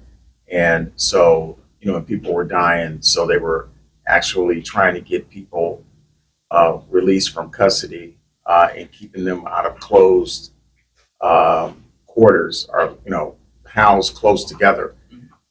But now that's over with. There's a vaccination. There's not as great a fear of people catching COVID. And now in Alameda County, for example, only the people that have committed the serious crimes are being held in custody. And there's no space problem. I mean, we have enough room for everyone that they need to house in custody. And the problem we're having right now is that some of the laws in California have kind of tied our hands. As Mr. Duong said, you can now go in to a store and steal $950, and the most that I can charge you with is a misdemeanor. And the courts are not keeping people in custody for misdemeanor offenses. And sometimes they're not even being arrested, and they're just being given a citation as though it was a traffic offense. So I think all of that is contributing to the problem. Anh Dean hỏi đó là theo ông Terry thấy đó là vấn đề mà ông ấy nghĩ là vấn đề mà tù hiện giờ là rất là đông, rất là nhiều người đang trong tù đó, thì tù có đủ để mà chứa những cái người tội phạm này, và lý do mà mấy người tội phạm này hiện giờ họ đang quậy, họ đang phá phía ngoài đó là tại vì tù không có đủ chỗ cho họ hay không. Thì ông Terry ông trả lời rất rõ là hiện giờ đó là cái chuyện mà đông người trong tù và những người đó được thả ra đó là vì vấn đề Covid thôi, chứ hiện giờ là vì Covid mọi người đã có vaccine, và những cái vấn đề mà những cái tội phạm phải ở trong tù là tại vì họ làm những cái tội phạm đó thì không có thành vấn đề nữa. Thì chúng tôi có đầy đủ chỗ để mà chứa những cái người tội phạm đó. Thì tiểu bang California thì hiện giờ vẫn có cái luật là nếu mà lấy ăn cắp hay là cướp bóc mà dưới 950 là được thả ra vì đó là tội nhẹ đó. Thì cái đó là vấn đề mà tôi sẽ làm việc để mà thay đổi, hy vọng là thay đổi được cái luật đó. Chứ vấn đề mà chứa tù vì tội phạm thì không có thành vấn đề. The question? Yes. The second question is homeless. Homeless is a problem. Những người, sorry, I speak Vietnamese. I need translate. Phép cho tôi hỏi một câu hỏi thứ hai nữa. Về vấn đề ở Lido Sài Gòn chứa rất là nhiều những người homeless. Theo tôi nghĩ cái khu vực Lido Sài Gòn không nên, city thành phố không nên để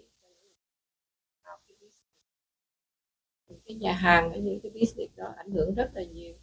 Nhưng mà Kelly Wiley ông đã lên làm công tố viên của thành phố, của county, ông có thể giúp cho chúng tôi, những người business ở khu Lido Sài Gòn được sự giúp đỡ những cái người vô gia cư đó giờ nơi khác, như là ở đường số 2 của E12 Street. Họ cũng dẫn đến những cái cơ sở thương mại của tôi làm phá rối hàng ngày, nhưng mà tôi không được kêu cảnh sát vì họ là homeless. Thứ hai nữa thì họ đậu xe trên những cái con đường đó, thì những người cảnh sát nói cái xe đó của homeless là cái nhà, không được đuổi. Nhưng ông có thể thay đổi được cái luật đó hay không? Tại vì những cái chỗ đậu xe đó là để dùng cho những người khách họ đi tới những cái cơ sở như nhà hàng, là chợ búa, nhưng mà họ đã đậu rồi họ ở trên cái xe đó mà cảnh sát đó không được đuổi. Tôi muốn thì ông có thể giúp và thay đổi cái luật. Terry, so Lynn mentioned that she is concerned about the homeless situation in Little Saigon, and that has not improved at all. She's concerned about even when she report homeless issue, especially when the homeless people live in cars and create unsafe environment, because she knows those people go out and commit crime. Um, um, and the police tell her that if you have those people living in their cars, they cannot remove the cars. And she said that as a business environment is very inconvenient for people who visit Lower Saigon. They just don't have enough parking. They cannot go to a shop to eat because all the valuable spaces are taken up by these homeless people. And they not just park there, they live there. And many of them are just abandoned the cars, and they live in the cars. And so can remove them, can relocate them. So what's your policy in dealing with that type of offenses? Well, that with the homeless problem, it's a complex problem because it's really a city of Oakland problem in that the city of Oakland currently has a policy that if a person is living in an abandoned car, the police cannot remove the car. And they're the only city in Alameda County that has that policy. So as a result, Oakland is attracting all of the county's homeless.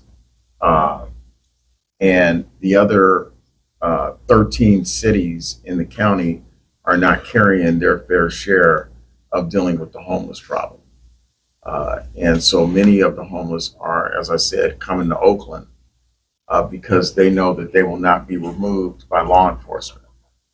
So I think that there's got to be a review of the policies of the city of Oakland in terms of the impact that it's having on the businesses of Oakland and the people who live in the Oakland community. Như chị Linh nói rất là đúng là về cái vấn đề mà những người vô gia cư mà ở trong xe của họ, và xe của họ là thuộc loại abandoned car, là xe của họ gần như là bỏ đi đó, mà tại vì họ sống trong xe, họ sống mỗi ngày trong xe, thì thành phố Oakland rất tiếc là họ lại có một cái chính sách là những người vô gia cư mà sống trong xe đó thì họ không cảnh sát không có quyền đẩy những xe đó đi, giải tỏa những cái xe đó đi. Thì đó là một cái chính sách làm rất là khó khăn cho văn phòng của tôi để mà thay đổi chính sách đó. Thì cái đó là luật của thành phố Oakland, và tôi hy vọng là một công tố viên đó, tôi sẽ có cơ hội để mà xem xét lại cái chính sách đó, để hy vọng là mình có thể mình thuyết phục thành phố Oakland phải thay đổi cái chính sách đó cho. Got a question? Go ahead. So I was wondering, Mr. Wiley, can you clarify if there is a law in place where if somebody's a repeat offender of doing misdemeanor crimes like burglarizing or robbing the grocery store under 950, they do it like twice, 3 times, does it get to a point where the courts or the district attorney's office can now treat it as a felony, where it escalates if it's the same individual? So that way you can deter the repeat offender versus a first-time offender, where now it gets treated like as an adult versus a minor situation. Right. The answer to that question is no. It used to, the law used to be that if you committed a second and third theft, then we could charge the second or third theft as a felony. You can no longer do that. And so you can commit multiple thefts, and we only have the power to charge it as a misdemeanor. How do we go about kind of changing the law, or how was it changed in the past? Because it sounds like we have an issue of repeat offenders who's kind of cheating the system, knowing they're going to get away with it over and over again. You need to punish those people. Yeah, I don't think, well, first of all, I think we have to go to the legislature. But I think that there's a lot of data out there to show the impact that the current laws had on many communities. But I think that the real solution is that the courts have the power to hold individuals accountable, even if it's for a misdemeanor.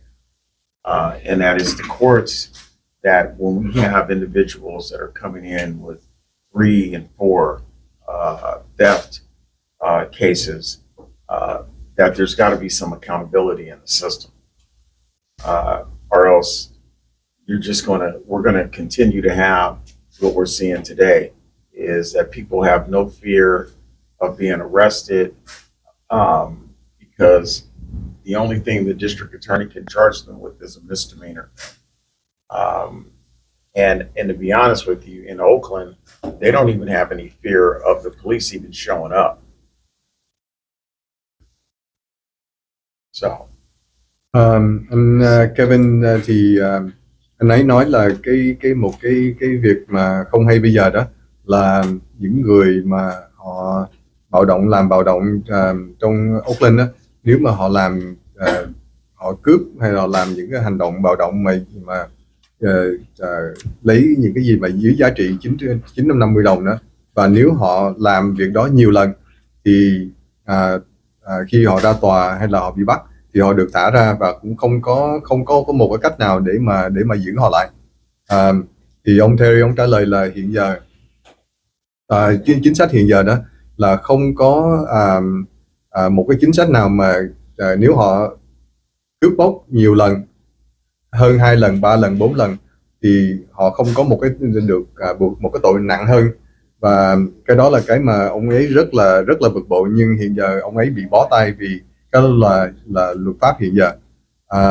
Nhưng ông ấy nghĩ là dù rằng mình không có thể mình giữ họ lâu hơn, nhưng ông nghĩ là ông sẽ làm việc bên tòa để khi những người này họ bị bắt thì mình vẫn có một cái hành động gì đó của bên tòa để mà buộc tội họ, để mà cho họ biết là lần sau họ không làm việc này nữa. Thì cái đó là thuộc bên luật rồi, thì ông phải làm việc với những cái văn phòng đó để mà thay đổi cái chính sách đó. Ra ông ấy cũng có nói rằng là có nhiều người phạm tội và cũng cảnh sát tới họ cũng không sợ gì cả. Với cái đó thì tôi xin hỏi tiếp cái câu tiếp tới. So I heard a lot from the businesses this morning, and lots of them share that somehow the police respond very slowly, like 2-3 hours after a call when everything's completed, the crime is already completed. And they say that is because there is some kind of policy or some kind of order that they should not show up and confront the crime. So is this true? Can you tell us, is this like a reality here and why is that? No, I think that in the case of Oakland, the problem is that they do not have enough police officers, and that many times when they are called to a theft, the calls get prioritized, and if there are several calls coming in at the same time, and one is a shooting or a robbery or a carjacking, then the burglary or the theft is lower on the priority list, and they may not be able to get to that for 1 or 2 or 3 hours later. And that's what you're finding in most cases, and that is that the Oakland Police Department is simply, they don't have enough resources. They don't have enough police officers to handle all the calls. So is there any type of strange order that the police should not confront the crime? No, that's not correct. As the information that I have is that they are not showing up because they're just overworked, and they just don't have the resources to send officers to all of the calls. Let us translate those. So, cái câu hỏi của tôi rằng là tôi nghe sáng nay tôi nghe một số cư dân có nói rằng là cảnh sát không biết là do một cái chính sách nào đó hay là một cái lệnh nào đó mà họ thường hay tránh cái việc mà va chạm trực tiếp với lại những người phạm tội. Do vậy thường thường sau khi gọi thì khoảng cỡ chừng 2-3 tiếng sau, khi mà cái việc mà gọi là phạm tội nó đã xảy ra xong thì cảnh sát mới tới. Thì có phải là có cái chuyện như vậy hay không? Ông cho biết và tại sao? Thì ông trả lời rằng là Thì ông Terry ông nói rất rõ là ông nghĩ đó không phải là cảnh sát không muốn va chạm, không muốn bắt mấy người đó, nhưng vấn đề là cái tình trạng mà thiếu cảnh sát rất là trầm trọng ở ở ở ở Oakland, nên khi mà sở cảnh sát nhận được những cái cuộc gọi của các bạn đó, thì cảnh sát họ phải ưu tiên cho những cái việc mà nó thuộc là emergency, ví dụ như đang có người bị bắn, người bị giết hay gì đó, thì cảnh sát phải ưu tiên những việc đó. Thì có thể là lúc mà các bạn gọi và cái chuyện là các bạn gọi vì việc cướp xe, hay là việc người ta đang đập kiến người ta vô cái businessman, cái đó không phải là họ không quan tâm tới, nhưng cái đó có thể nó không có quan trọng đối với những cái chuyện bắn giết mà cảnh sát phải tới phải đối phó với những việc đó. Thì cái chuyện đó rất tiếc, nhưng đây là tôi nghĩ là nó nói đến cái vấn đề là cảnh sát thiếu người rất là trầm trọng, và cái việc thiếu người đó, thiếu cảnh sát thì nó làm cho cái sự mà phản ứng thì nó rất là yếu, và nó không có đạt được cái mong muốn của các bạn. Any more question? yes, more. Oh, There are more. Yes. Yeah. Let me close after that. And David, Đó nói cuối cùng. cái ông mà ngồi kế lên đến. Go ahead. Terry, it's good to see you. And we want to thank you for your leadership in Alameda. We in the community know you to be a sage, an experienced, and tough guy, tough on crime person. We know you to be a leader and a team builder. How will you take those skills to create coalitions in the cities within Alameda County, other counties, surrounding counties? We know that a lot of this crime comes from outside the county. You shared these homeless people come from outside of Oakland. How will you take those skills that you've refined and perfected, build the coalition within the city, within the cities, within the state, to change those laws so that they benefit the citizens, the taxpayers, the business builders, and the innocent? And will those types of changes and that type of enthusiasm and leadership, will that help bring police? So will that help build the confidence so that they'll want to profess peacekeeping here? Yeah, I do think that as the next district attorney of Alameda County, that I can be a very strong voice for bringing all of the cities in Alameda County together.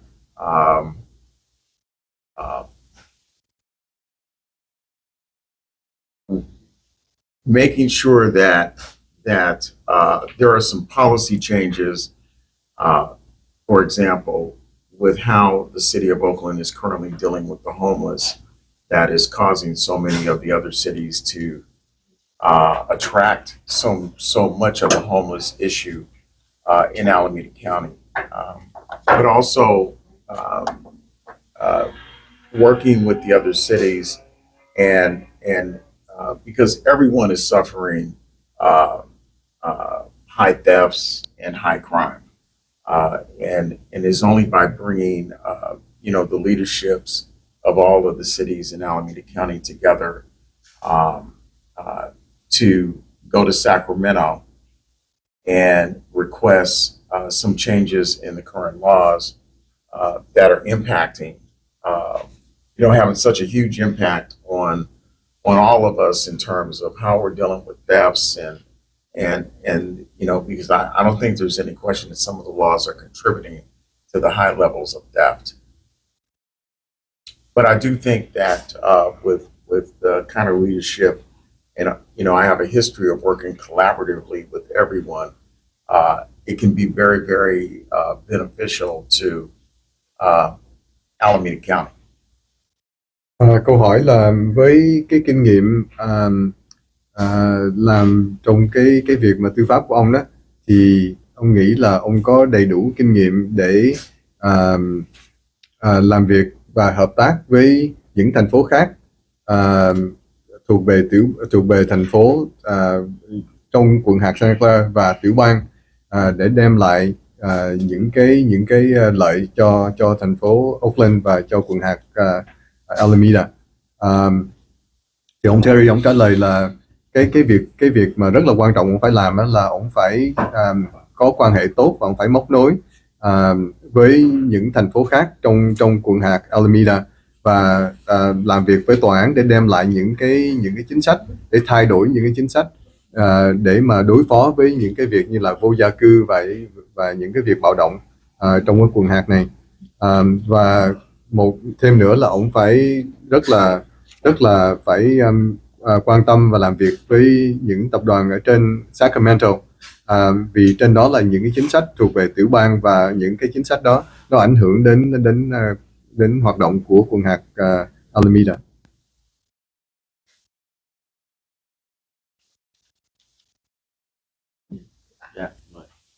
Dạ, tôi muốn hỏi câu thứ ba nữa là những người homeless á, ở Oakland á, tôi thấy đa số từ San Jose, Richmond, những thành phố khác, mà họ tới đây họ được hưởng cái quyền lợi và được sinh sống ở trên cái đất Oakland này. Khi ông Terry ông sẽ là công tố viên hạt county, thì ông có thể là không cho những người nơi khác đến di cư đến ở thành phố Oakland hay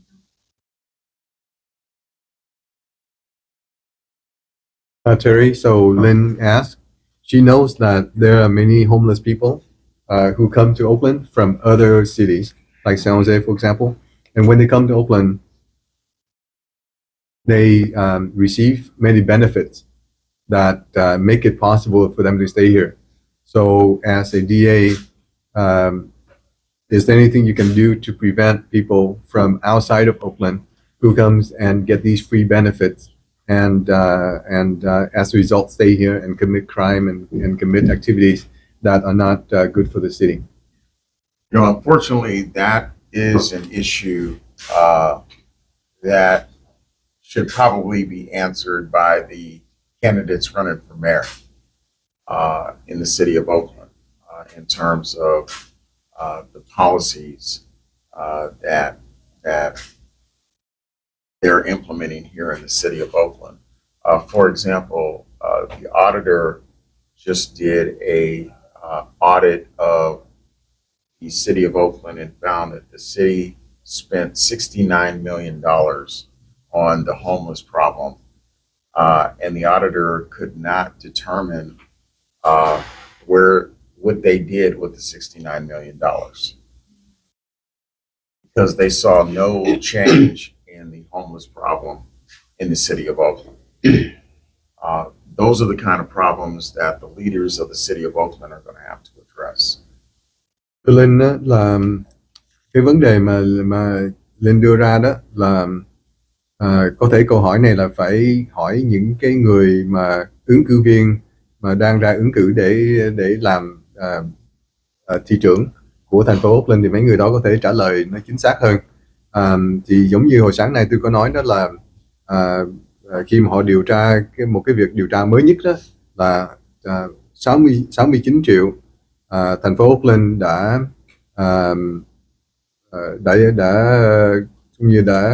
dùng để đối phó với vấn đề homeless, vấn đề vô gia cư đó. Thì hiện giờ người ta như là chúng tôi không có biết cái 69 triệu đó đã được dùng rồi, nhưng đã không đạt được hiệu quả đặt ra, và cũng không, cái tiền đó có thể là bị thất thoát, nhưng chúng tôi không có biết là cái tiền đó được dùng như thế nào.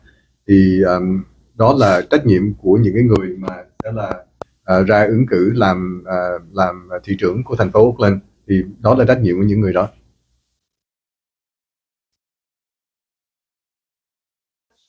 just want to know, hi, Harry. I just want to know what the disconnect is because earlier you said that we don't have enough resources, missing resources, not just in police officers, but in healthcare, in a lot of different things, right? We obviously have the money, we have the funding.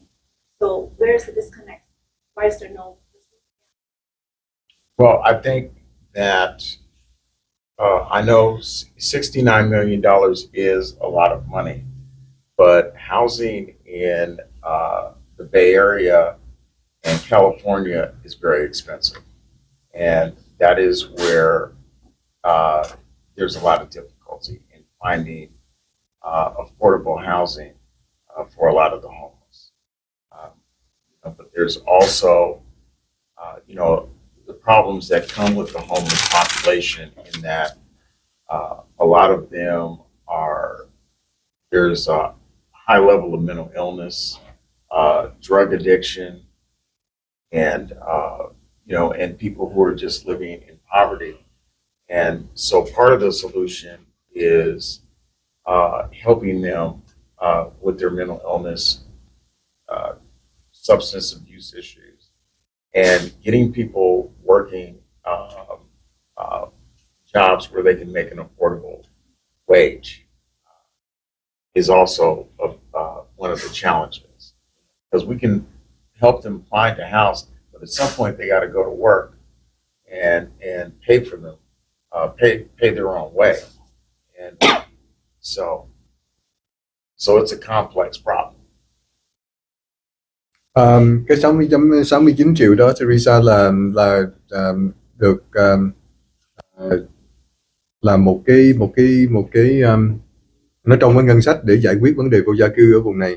Thì theo tôi biết là như Teresa biết đó là cái vấn đề mà housing ở vùng này đó là nó rất là đắt, và tôi nghĩ là cái rất là phần đông của số tiền 69 triệu đó là để trả những cái chi phí mà nó liên quan đến vấn đề tìm nhà hay là mướn nhà cho mướn chỗ ở cho những người đó, hay là xây một cái chỗ ở cho những người đó. Thêm nữa là cái tiền đó tôi nghĩ là họ rất là cũng như là họ dùng cái tiền đó để họ lo về vấn đề đối phó về vấn đề mà chữa bệnh tâm thần cho những người đó, và đưa ra những cái chương trình để mà giúp những người đó bớt nghiện thuốc phiện anh. Yeah. Và tạo công ăn việc làm cho những người đó. Vì khi mà tạo công ăn việc làm với những người đó là rất là quan trọng, là tại vì những người đó phải có việc làm thì họ mới tìm nhà để cho họ ở được.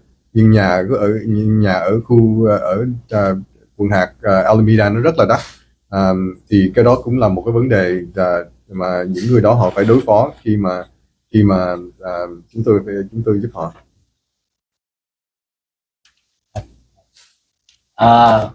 Kính thưa quý vị khán giả của Formosa TV, thì trong cái cuộc hỏi và đáp đã trên 1 tiếng đồng hồ đối với ông công tố viên và đang ra tranh cử là công tố viên trưởng của quận hạt Alameda.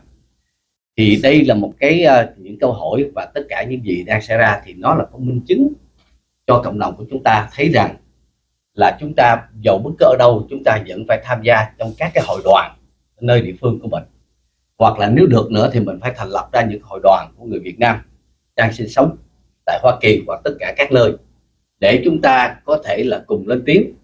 Cái lên tiếng đây là chẳng hạn như ông Terry, ông là một người bạn đã coi như là giúp cho cộng đồng của thành phố Oakland, đặc biệt là tại Lido Saigon.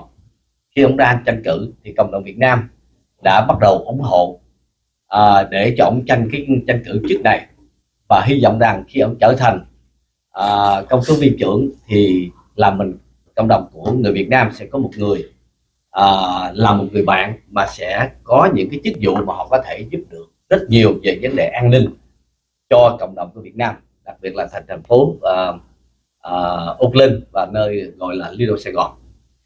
Và tôi thấy đây là cái việc là chủ tịch hiệp hội Papa, thì tôi thấy đây là những cái việc cần thiết mà cộng đồng của chúng ta ở tại Hoa Kỳ cũng như các nơi cần phải tham gia như tôi nói các hội đoàn hoặc thành lập những hội đoàn để chúng ta cùng ủng hộ cho những ứng cử viên từ sớm khi họ ra tranh cử, để khi họ có trở thành một chức vụ nào đi nữa thì họ sẽ trở thành những người bạn rất thân và những người bạn là có thể giúp được rất nhiều. Mình có thể tin tưởng được họ giúp nhiều cho cộng đồng của chúng ta trong phương diện về an sinh xã hội cũng như về phát triển thương mại, và đặc biệt là chúng ta cho thấy có cái sức mạnh đoàn kết của cộng đồng ở bất cứ nơi đâu. Nó là cái chúng ta cần thiết và cần phải làm. Đấy là cái mà ngày hôm nay nó là một cái minh chứng để cho tất cả quý vị khán thính giả đã nhìn thấy tại đây. Chúng tôi cũng cảm ơn tất cả những người có mặt hôm nay ở đây là những người trong cộng đồng người Mỹ gốc Việt đã tham gia luôn luôn sát cánh với hiệp hội VAPA, tham gia để ủng hộ tất cả những ứng cử viên trong tất cả các cái chức vụ từ thị trưởng thành phố tới viện lý rồi tới cảnh sát trưởng, nói chung là hội đồng nhân dân thành phố, nhân dân kể cả tất cả cấp chính quyền của tiểu bang và liên bang. Thì đây là một cái sức mạnh mà tôi nghĩ là của cộng đồng tại thành phố Oakland, và tôi cũng hy vọng rằng với tất cả những hội đồng ở các nơi chúng ta phải đoàn kết, chúng ta phải thành lập những hội đoàn, chúng ta phải tham gia vào tất cả những cái bầu cử, chúng ta tham gia và ủng hộ tất cả những cái ứng cử viên mà chúng ta coi là những người sẽ trở thành những người bạn trung thành đối với cộng đồng của chúng ta. Thì đây là cái chia sẻ của tôi đối với quý vị. Harry, we thank you very much for your time. This is over an hour with question and answer, and you've been a truly friend with our community in Oakland. You answer all your questions with your truth, and with what you can do, you becoming district attorney. We thank you very much for that. And my recommend and suggest to all the Vietnamese community in Oakland and also throughout country that they should join any organization, or they can form a Vietnamese organization so they can supporting the candidate who running for any type of position from local to state and to federal. In terms of supporting, so we can gain a friendship, a true friendship that we can have a friend that look after for our community. If there's a problem, to help our community to grow, and those are proving that today that with all the Vietnamese American here that been supporting you, and you've been helping Little Saigon here in Oakland. Therefore, that we proven that with over an hour on the video. This is broadcast, international. We just want to recommend all the Vietnamese, overseas that we should do this. And by using this opportunity, I would like to, on behalf of our people here and our Vietnamese American community in Oakland, in Alameda County, we truly with our heart, our deep heart, that we thank you very much that to become your friend, and you become taking us as your truly friends, and all your promise and commitment are supporting us. That's when you become a district attorney. We thank you very much for your time, and thank you for friendship. Hopefully this is going to be a long-term relationship that we can work together, mutually benefit for not just our community, but also for Alameda County as a whole. Thank you.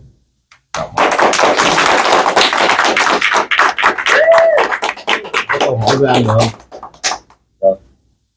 không? Xin có câu hỏi từ Formosa TV đặt ra với lại ông David Dương, người chủ tọa cái buổi nói chuyện ngày hôm nay ở đây, cũng như là với mọi người Việt có mặt ở đây, và kể cả ông Terry. Anh David Dương nói rằng là rất là quan trọng để mà có cái lập những cái hội hoặc là hiệp hội để mà vận động cho những cái chuyện như thế này. Ngoài ra thì tôi ghi nhận thấy rằng là ở Oakland rất là nhiều người Việt quan tâm tới những cái vấn đề như thế này. Little Saigon của Oakland nó có nhiều cái vấn đề như thế này. Thế nhưng là dường như là thành phố Oakland chưa có một nghị viên hoặc là một thị trưởng gốc Việt nào ở đây. Thì anh có nghĩ rằng mọi người ở đây có nghĩ rằng là đã đến lúc có nghị viên gốc Việt để mà có thể đạt đạo những cái vấn đề rất là thiết thực đối với lại cộng đồng người Việt ở đây hay không? Anh sẽ làm được những cái điều gì để mà thúc đẩy cho chuyện đó? Mọi người ở đây làm được cái điều gì để thúc đẩy cho chuyện đó? Và ông Terry sẽ làm được cái điều gì để mà thúc đẩy cho chuyện đó? I'm asking if beside like forming the organizations like David mentioned. Yes. What about the Vietnamese council person or even like mayor in Oakland to involve into solving the problem for the Vietnamese community, especially the Little Saigon area? So, David, you as a businessman or everyone, people here, could they push for it, or even you, could you push for it as a friend of the Vietnamese community here? Yes. Xin được trả lời. Cảm ơn anh Lân của Bosa. Thì thật sự thì cộng đồng Việt Nam ở tại Hoa Kỳ, nhiều thành phố lớn chẳng hạn như thành phố Houston, Texas, rồi là thành phố Westminster, Garden Grove ở miền Nam Cali, và đặc biệt là thành phố San Jose, thì chúng ta đã từng có rất nhiều người Việt Nam đã ứng cử và đã trở thành những người nghị viên, kể cả coi như là một số thành phố cũng có những người là thị trưởng của người Việt Nam. Thì đó là những cái mà chúng ta cần phải có và cần phải làm.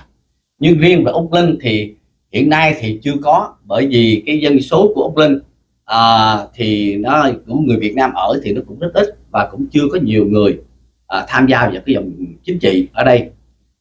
Nhưng không có nghĩa là mình không tham gia, là mình không thể hoạt động, mình không có tiếng nói. Bởi vì đó là tại sao cần có những hiệp hội để chúng ta luôn ủng hộ những người bạn, những người không phải là người Việt Nam, nhưng mà là những người mà có cái lòng, họ là những người mà thấy rằng có cái sự ủng hộ của cộng đồng người Việt của chúng ta, thành ra họ mới đạt được những chức vụ mà họ sẽ có, hoặc là đạt những chức vụ mà họ đang có. Thì như vậy là tất cả những tiếng nói của cộng đồng đưa đến với họ thì họ sẽ lắng nghe, và họ sẽ đáp ứng là cái nguyện vọng của cộng đồng. Thì đó là cái cần thiết. Cái cần thiết đây là chúng ta phải làm sao tạo được một sức mạnh. Cái hiệp hội doanh nghiệp doanh nhân Việt Mỹ VAVA của chúng tôi thì là cái slogan, tức là cái câu chúng tôi dùng chung là speak with one voice, tức là cùng nói một coi như là cùng lên tiếng, một tiếng nói. Thì như vậy thì tất cả những chính trị gia sẽ lắng nghe mình nhiều hơn. Và cũng nên nhớ rằng như vậy, tất cả những cái chính trị gia khi ra ứng cử cho một chức vụ thì họ cần hai thứ. Thứ nhất là họ cần tiền để họ trang trải cho tất cả những chi phí mà họ ra tranh cử lấy một cái chức vụ nào đó. Và cái thứ hai thì họ cần là lá phiếu. Nhưng mà có nhiều nơi thì cộng đồng của chúng ta lá phiếu thì cũng rất ít, nhưng mà nó cũng là những giá phiếu có nghĩa rất quan trọng, bởi vì những người ra tranh cử thì họ sẽ đếm từng lá phiếu một, cũng rất là quan trọng. Nhưng cái quan trọng nữa là có nhiều người chúng ta không thể đi bầu, hoặc chúng ta vì biết rằng mình có ít cái lá phiếu hơn thì chúng ta phải ủng hộ về tài chính.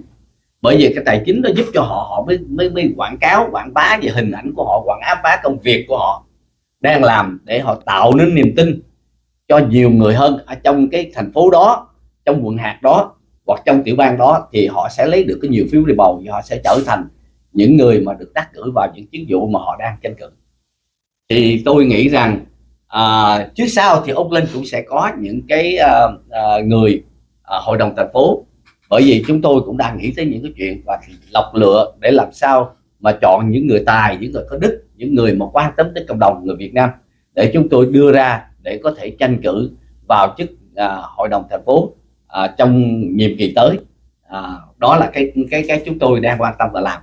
Thì cũng như hiện nay, ví dụ như chúng tôi cũng ủng hộ ứng cử viên ở thành phố San Jose ra tranh cử, rồi thì người ứng cử viên ra tranh cử của thị trưởng thì với cái lời hứa là sẽ ủng hộ cộng đồng Việt Nam, và đặc biệt là phải làm sao ủng hộ để cộng đồng Việt Nam có những ứng cử viên là hội đồng của thành phố. Thì như vậy thì chúng ta mới có được tiếng nói trực tiếp ở tại thành phố đó, cũng như là tại tiểu bang, thì chúng ta cũng sẽ ủng hộ với những người vô dân biểu tiểu bang, thượng nghị sĩ tiểu bang, để chúng ta sẽ có những tiếng nói trực tiếp từ trên coi như quốc hội của ủy ban của bang Cali, và như vậy thì chúng ta sẽ đạt được những cái thành quả cao hơn và tạo được tiếng vang của cộng đồng người Việt Nam. Thì đó là cái mà tôi hy vọng rằng không chỉ riêng ở tại thành phố Oakland, tại Bay Area, tại bang Cali hoặc tại Hoa Kỳ, mà tôi hy vọng rằng cộng đồng người Việt Nam ở khắp nơi, khắp năm châu chúng ta phải tham gia chính trị, tham gia vào dụng chính, bởi vì chính trị sẽ quyết định cho tất cả những cái việc mà chúng ta làm, đặc biệt là những việc mà chúng ta cần làm và cần phát triển lớn, thì chúng ta cần phải tham gia vào chính trị. Trước khi các vị hoặc là ông Terry trả lời đó thì tôi xin đáp lại cái quan tâm của ông David Dương về cái việc mà cộng đồng người Việt ở đây còn ít, cho nên là cái sự gọi là đưa một người vào trong hội đồng thành phố nó cũng có vẻ là sẽ còn khó khăn đó. Thì tôi có đi nhiều nơi và tôi có thể chia sẻ hai cái nơi mà tôi đã thấy với cái số lượng người Việt Nam rất ít, vài trăm người hoặc vài ngàn người mà thôi, chứ không phải là như ở Oakland. Là một là ở thành phố Arlington ở Texas, vừa qua đã có một vị vào được hội đồng thành phố. Ở thành phố West Valley ở Utah thì lại càng ít người Việt Nam nữa, thì cũng đã có một vị phó thị trưởng gốc Việt vào trong hội đồng thành phố. Tất nhiên khi đó họ sẽ cần những lá phiếu của người Việt cũng như là những người không phải là người gốc Việt. Và thực ra mà nói, nhất là cái vị ở Arlington thì cũng chính là do các doanh nhân ở địa phương gốc Việt thúc đẩy và hỗ trợ mà nó đã trở nên cái việc đó. Cho nên tôi rất là chia sẻ ông cái việc mà quan tâm về cái việc mà ít người trong cộng đồng, nhưng mà điều đó không phải là không khả thi. Thưa ông David cũng như mọi người. Terry, could you share with us? Terry, so the general, just summarize what David said, is that the community needs to step up and get involved in politics. So Oakland has a situation where the Vietnamese here are a very small population.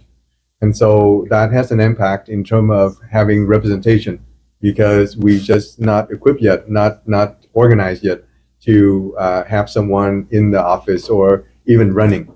But that will change, because as the community matures and becomes economically even stronger, we'll find the talents inside our community, so that we hopefully by the next term we have someone running for office, whether it's city council or other offices. So he's very confident about that. But you know, it's all about being heard, and so David advocates about, you know, joining VABA or building our own organizations, building advocacy groups that represent the interests of Vietnamese American, whether business or social or cultural, so that we can have our voice heard, and we need to make an impact. Yes. And he said that, you know, by uniting the voice, like the slogan of VABA is like one voice. Yes. So one platform, one voice, and so that is sort of like the mission that David champions, and hopefully all of us here will practice that, so that we be united and that our voice will be heard at all levels of government. Yes.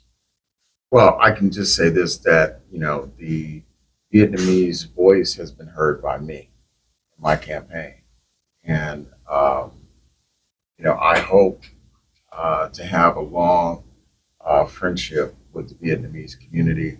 And I can assure you that as a district attorney of Alameda County, I will be here for the Vietnamese community. Là một ứng cử viên thì tôi muốn nói rõ với các bạn là tôi nghe và tôi thấu hiểu những ý tưởng, những gì các bạn đã chia sẻ ngày hôm nay và trong những tháng qua. Thì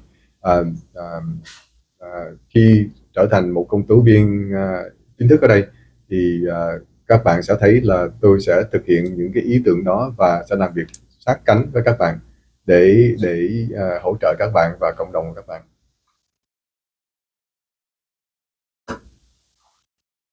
Xin gửi lời cảm ơn anh Vũ Văn Lân từ thành phố Bosa đến Oakland để tham dự cái cuộc nói chuyện với đô Sài Gòn chúng tôi. Cảm ơn anh David Dương cho tôi có cơ hội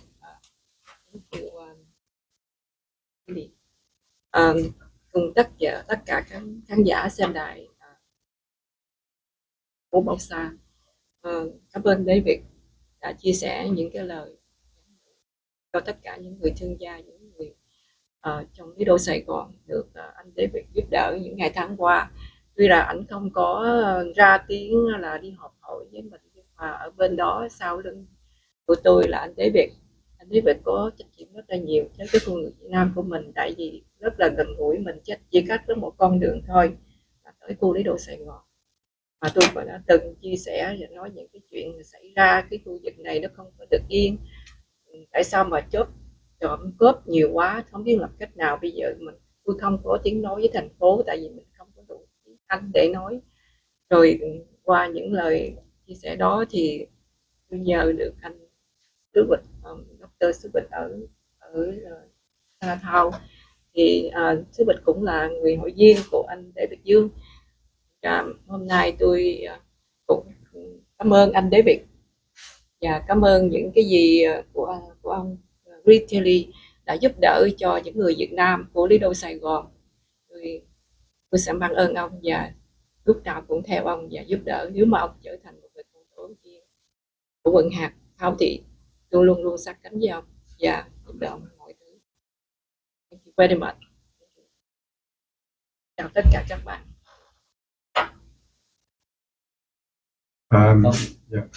So, chị Linh là có cái lời cảm ơn với thứ nhất là với anh David Dương và những cái công lao của anh, dù anh không có đi họp hàng tuần với Little Saigon, nhưng chị biết là bàn tay của anh là có cũng như là cái sức mạnh của anh và cái ủng hộ của anh, hỗ trợ của anh có rất là nhiều hiệu quả trong cái việc mà đưa đến cái tiến bộ của cái Little Saigon trong ngày hôm nay.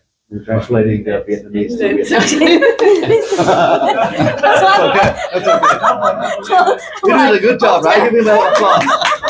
I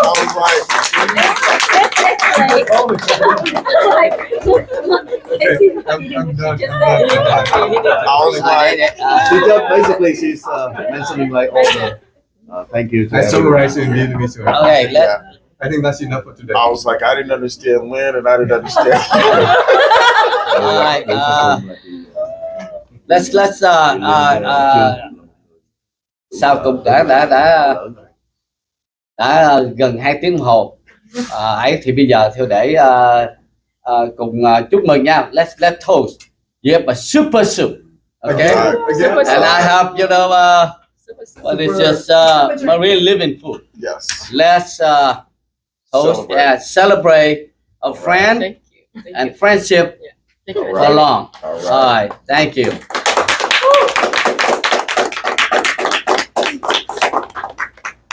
Beautiful. You guys doing that super good, but not the super salty, right? Right. Super. Okay. All right. There. Thank you. Chí Mì tiếp tục đi. So much. Dịch ra cho ông biết. Cảm ơn.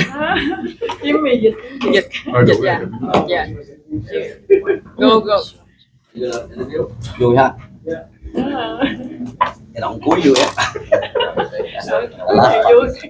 I should have let you finish. All right. I'm like, why is he repeating what she just said? Like, Nobody realized. Everyone confused. He should be the one who said, but he didn't say it. Okay. and I didn't understand Lynn, and I couldn't understand you. Tôi đang nói đùa về cái việc mà anh người thông dịch Sáng ngày mai lên chương trình cho để mình đóng cái chương trình lại là đó là cái buổi gặp gỡ của một ứng cử viên công tố viên của quận hạt Alameda, người hạt rất là quan trọng, bao gồm cả thành phố Oakland.